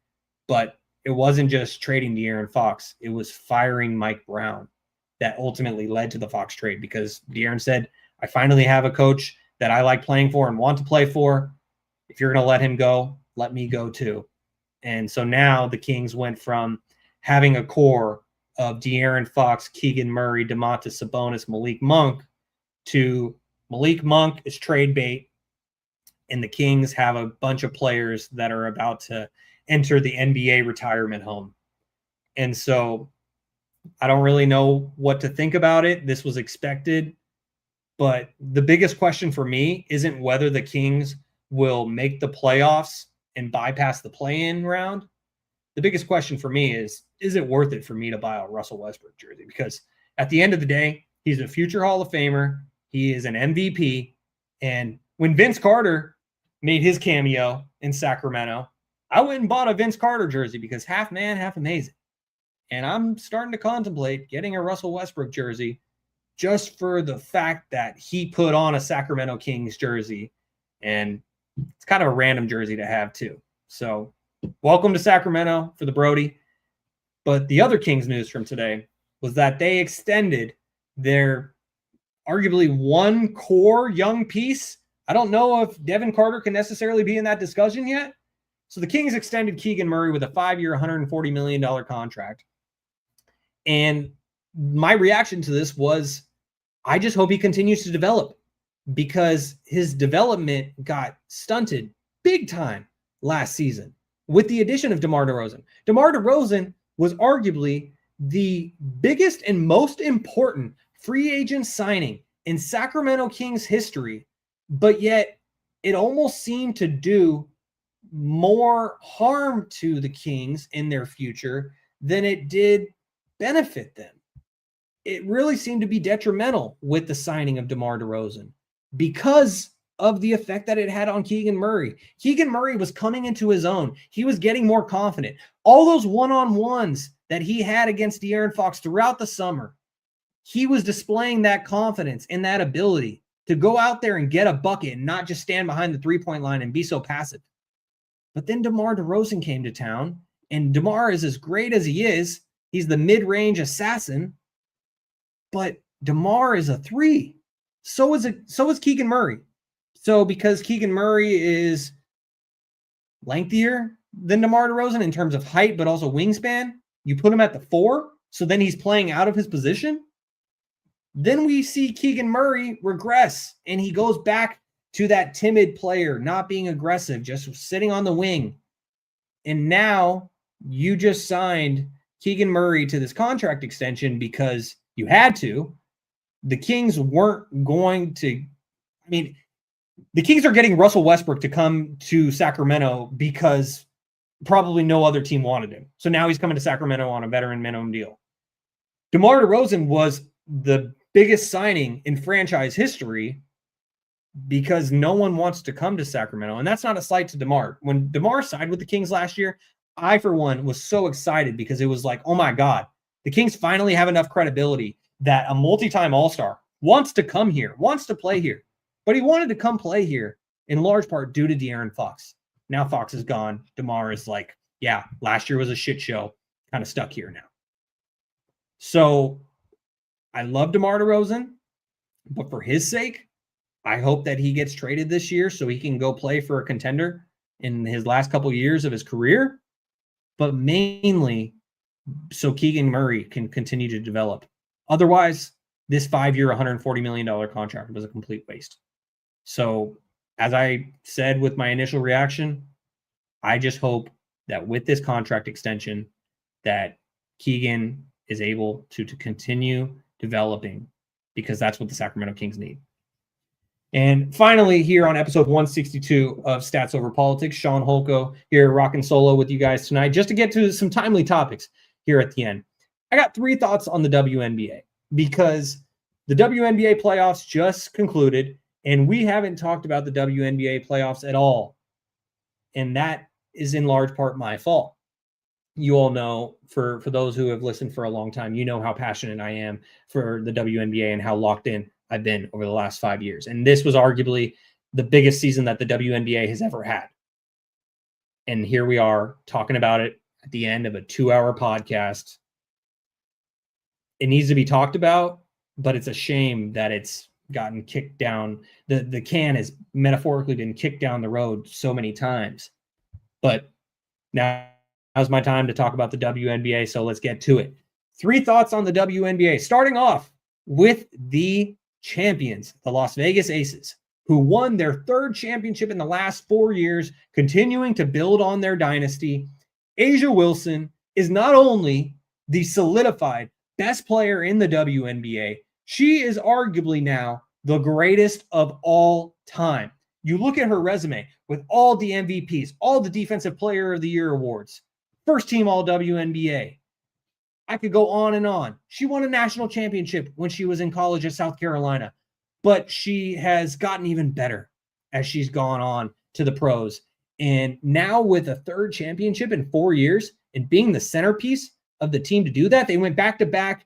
They fell short last year. My New York Liberty were able to win it. I'm grateful that the Liberty won it last year because with the way that the Aces have dominated the 2020s, but then also with Caitlin Clark and the Indiana Fever emerging, I don't know if my Liberty will win another one anytime soon because it seems like, especially with the firing of Sandy Brondello, but I'm going to get to that a little bit later. So with the Aces, you have arguably the greatest player of all time, the GOAT, in A'ja Wilson. But that's not to overlook the point guard, Chelsea Gray from Stockton. She went to St. Mary's, and she really reemerged this season in terms of her aggressiveness as a scorer. She was knocking down clutch threes left and right. She wasn't only tossing dimes. But to me, aside from A'ja Wilson, because they don't get this far without A'ja Wilson, Jackie Young is the player who stepped up the most this season. She really came into her own, and it's in large part due to Kelsey Plum leaving and going to the Los Angeles Sparks. And so I was really happy to see Jackie come out of her shell. She's still very introverted, but it was cool to see her come out of her shell a little bit more. And it was in game 2 of the WNBA Finals, the first ever best of 7 WNBA Finals series. And Jackie Young, she was a big reason why the Aces got a sweep in this first best of 7 WNBA Finals. And it's because Jackie Young went off in game 2, specifically in the 3rd quarter of game 2, when she had like 23 points in the 3rd quarter of game 2. Jackie Young came into her own as the Robin to A'ja's Batman. And that's a big reason for this turnaround that the Aces have had. One other player I want to mention before I look at the Aces season in general is, shout out to Jewel Lloyd. She went from being arguably the top scorer in the WNBA with the Seattle Storm to being traded to Las Vegas. She said basically that she got exiled. And when the Aces were struggling mid-season, they were struggling to even stay at 500. They were like 14-14, something like that. And Jewell Loyd was the one who went to head coach Becky Hammon and said, hey, this isn't working. Move me to the bench. I'm better coming off the bench for this team. And for a player of Jewell Loyd's caliber, a multi-time All-Star, to say, hey, bring me off the bench amid like a struggling season for the Aces to that point, that is commendable. And she deserves kudos for that. And now she is a 3-time WNBA champion. Jewell Loyd is undefeated in the WNBA finals. She's like 10-0. She's undefeated. And a big reason for that is because of her selflessness and being able to take a step back and come off the bench. Shout out to Jewell Loyd for that. And just looking at the Aces season in general, I mean, I mentioned how they were struggling at 500. I will never forget their game on, I think it was like August 5th or something like that, where they were playing at home on a Saturday afternoon against the Minnesota Lynx, who at that time were the favorites to win the WNBA championship. And the Lynx beat the Aces in Vegas by 53 points, completely embarrassed them. And that was the turning point in their season. When I saw that, I watched that game live. I watched it on a day that I was about to go to a wedding in Nevada. And I was watching that game before I went to the wedding. And the Lynx beat the shit out of the Aces, to put it frankly. And when they beat them by 53 points, I thought to myself, all right, Aces are done. They had their back-to-back titles. They're done now. Pack it up. This Jewell Loyd experiment didn't work. But yet, that was the turning point in their season. And hell of a run for them, because they won like 17 games in a row. They get to the first round of the playoffs. They suffer their first loss in like over a month against the Seattle Storm. And then they were up against the ropes. And they almost got knocked out of the playoffs by the Seattle Storm. But they were able to hold on for the win. They advance into the next round. They play the Indiana Fever without Caitlin Clark, without Sophie Cunningham. And yet, they got the job done. The Fever, they really put up a fight. And the Fever should be commended for that. But the Fever kind of just gassed out at the end of that, where Kelsey Mitchell from the Ohio State University, she was fatigued so bad that her body basically seized up from severe cramps. That's how much she gave to this Indiana Fever team. But somehow the Indiana Fever forced the Aces to a pivotal 5th game, and the Aces pulled it out in overtime against a Fever team that is without Caitlin Clark, the player who many people started watching the league because of. And I just hope what that Indiana Fever team showed this year, especially going out the way that they did against the eventual champion Las Vegas Aces, I hope without Caitlin Clark and them going on the run that they did, that it shows that there are plenty of other tremendous basketball players in the WNBA aside from Caitlin Clark, aside from Paige Beckers, aside from Sabrina Ionescu, aside from A'ja Wilson. There are so many tremendous players in this league, and that's what the Indiana Fever proved with the run that they went on. And it was just a gritty run. But ultimately, the Aces got by them, and the Aces were truly tested by that Indiana Fever team who just wouldn't quit. And so when the Aces got to the WNBA Finals, they swept the Phoenix Mercury, and they made it look easy because they had already battled through so much adversity that nothing was going to stop them at that point. And so kudos to the Aces. They continued to build on their dynasty, and A'ja Wilson has solidified herself as arguably the GOAT of women's basketball. Point blank period. My second thought on the WNBA is, what the fuck are my New York Liberty doing? And I say it like that because that was my reaction when the New York Liberty decided not to retain Sandy Brondello, their championship-winning head coach, who not only led the Liberty to the franchise's first ever WNBA championship, but she won a championship when she was in Phoenix with the Mercury. Then she comes to the New York Liberty, a team that went 2-20 in Sabrina Ionescu's rookie season. Sandy Brondello takes over that team, and she leads them to not only a WNBA Finals appearance in 2023, but to a WNBA championship in 2024. Sandy Brondello is a big reason why Breanna Stewart wanted to come home and play for the Liberty alongside Sabrina Ionescu. Sandy Brondello is a big reason why Jonquel Jones, a former league MVP, wanted to go to the New York Liberty to team up with Breanna Stewart and Sabrina Ionescu. You think if they were just playing for any coach that they would still want to go team up in that destination? No, they would have gone elsewhere. But Sandy Brondello had that resume and she had that respect from players around the league that they wanted to come play for her. And Liberty GM Jonathan Cobb said, "Oh, we're getting ahead of the times. You know, if we didn't win the NBA or the WNBA championship last season, we would have considered a coaching change last year." Okay, Jonathan. Like, he's saying that he wants to get ahead of the tide and get ahead of the trends in the WNBA. It gets back to the same discussion I was just having with Kaz regarding the Tennessee Titans firing their head coach. Do you have a better replacement? Yes or no? The answer is most likely no. So why are you going to let go of the championship coach that you have? Just doesn't make sense to me. It infuriates me as a New York Liberty fan. And that's why I don't feel confident in the Liberty's chances to win another WNBA title sometime soon. Like, yeah, they still have that core of Sabrina, Breanna, Jonquel. But who's going to be the coach steering the ship? That's the biggest question. I'm going to wait and see and be patient. But that move pissed me off. I'm talking about it like 2 weeks later, but it pissed me off so much that I still feel so passionately about it a couple weeks later. What the fuck are we doing, Jonathan? That's what I want to know. Like, he basically said that he doesn't care that they won a championship. What is the point of sports if your ultimate goal isn't to win a championship? Sell tickets? Liberty already doing enough of that. Doesn't make sense to me. My final thought here on episode 162 of Stats Over Politics regarding the WNBA. And shout out to Uncle Manny. I appreciate you, as he says, "I'm new to the WNBA, but love your passion, Shaun." Thank you, Uncle Manny. I appreciate that very much.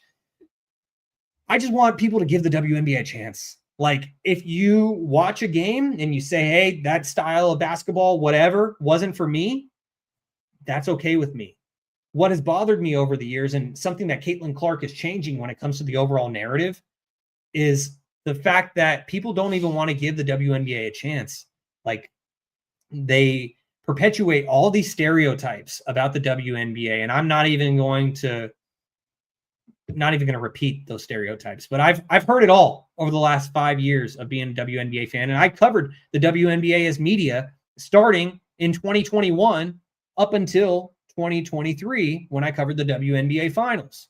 The only reason why I stopped is because I'm paying out of pocket to fly to these various cities and freelance covering the WNBA. Maybe I'll get back to it eventually, as Uncle Manny cites. Certainly have the passion for it. So hopefully I get an opportunity to do it for an actual media outlet who will pay me to do it as a full-time job. But until then, I'll talk about it. And I just want people to give the WNBA a chance. But my final thought is they may not get an opportunity to do so again for a while, because it seems like we're headed towards a lockout. And I already felt that way throughout this season, that the players and the owners, along with Kathy Engelbert, the commissioner, trying to toe the line between the middle of them, I already felt like we were headed towards a lockout, because the players see the tide changing, the effect that Caitlin Clark has had on the league, and the fact that more people are tuning in. There's more jersey sales. And so the players know their value, and they know that the WNBA is at an all-time peak when it comes to its interest level. And so I already figured that it was headed towards a lockout. But then after the Minnesota Lynx got eliminated from the playoffs by the Phoenix Mercury in the semifinals, their star player, Nafisa Collier, decided to step up to the mic, and she dropped a fucking pipe bomb on Kathy Engelbert in the WNBA. And context matters. Like, Nafisa Collier, alongside Breanna Stewart, was a founding member of Unrivaled, a 3-on-3 off-season women's basketball league that keeps players in the United States being paid quite well, so then they don't have to go play overseas. And they, like, Brittany Griner was stupid for bringing a vape pen with her, but like, she had to go overseas to make her money and to make a majority of her money, because the WNBA had been paying her so little, and a team in Russia was going to pay her millions of dollars to just play in the offseason. Nafisa Collier and Brianna Stewart, they have created Unrivaled so players don't have to go overseas anymore to play throughout the offseason and to really make a chunk of their money. And the fact that they have to make a chunk of their money away from the WNBA in the professional women's basketball league that the United States offers, arguably the best professional league in the world when it comes to the talent level, maybe not financially, but the fact that these players have to go elsewhere, now luckily they get to stay stateside and play in Unrivaled and make good money doing so, and the valuation for Unrivaled has absolutely skyrocketed. But what Nafisa, if you haven't heard what Nafisa Collier had to say in her postseason, or excuse me, in her season exit interview, that was what I was trying to think of that I was blanking out on. But if you haven't seen her exit interview press conference and how she started it with a statement that she read for about 5 minutes, it's worth your time to check it out, because she absolutely unloaded the clip on Kathy Engelbert, the commissioner of the WNBA. It was well-deserved. And I don't know if we're going to have WNBA basketball next season. It may be a whole season lost to a lockout. And if that's what the players have to do to get what they deserve, so be it. Because the final thing I'll say on this is that one of the stereotypes that I hear all the time is that WNBA players want to make the same amount of money as the NBA players. The women want just as much money as the men. That is factually incorrect. The WNBA players understand fully what revenue they do and don't bring in compared to the men. But the big difference is the men in their collective bargaining agreement get 50% of the revenue. The players get 50%, the owners get 50%. Versus in the WNBA, right now, in their current collective bargaining agreement, the owners get 91% of whatever the pie is. They get 91%. The players get 9%. So they're not asking to make hundreds of millions of dollars like the men do in the NBA, but they just want their fair share. And that is why we are headed towards a long lockout that could ultimately sacrifice the 2026 WNBA season.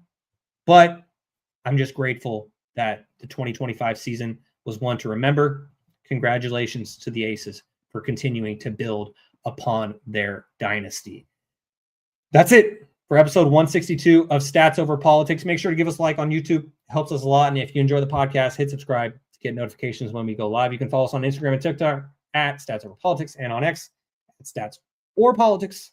See all the great content Kevin's putting out there. And make sure to subscribe or review on all podcast platforms. If you're enjoying the show, give us those 5 stars. We really appreciate it. As you guys have been tuned in to episode number 162 of Stats Over Politics, for my guys, Jaevon Toddy, Kevin Dent, Kaz Johnson, Alex Dent, Gary Singh, I've been your host, Shaun Holko. Thank you for tuning in, and we will see you next week on another episode of Stats Over Politics. Peace.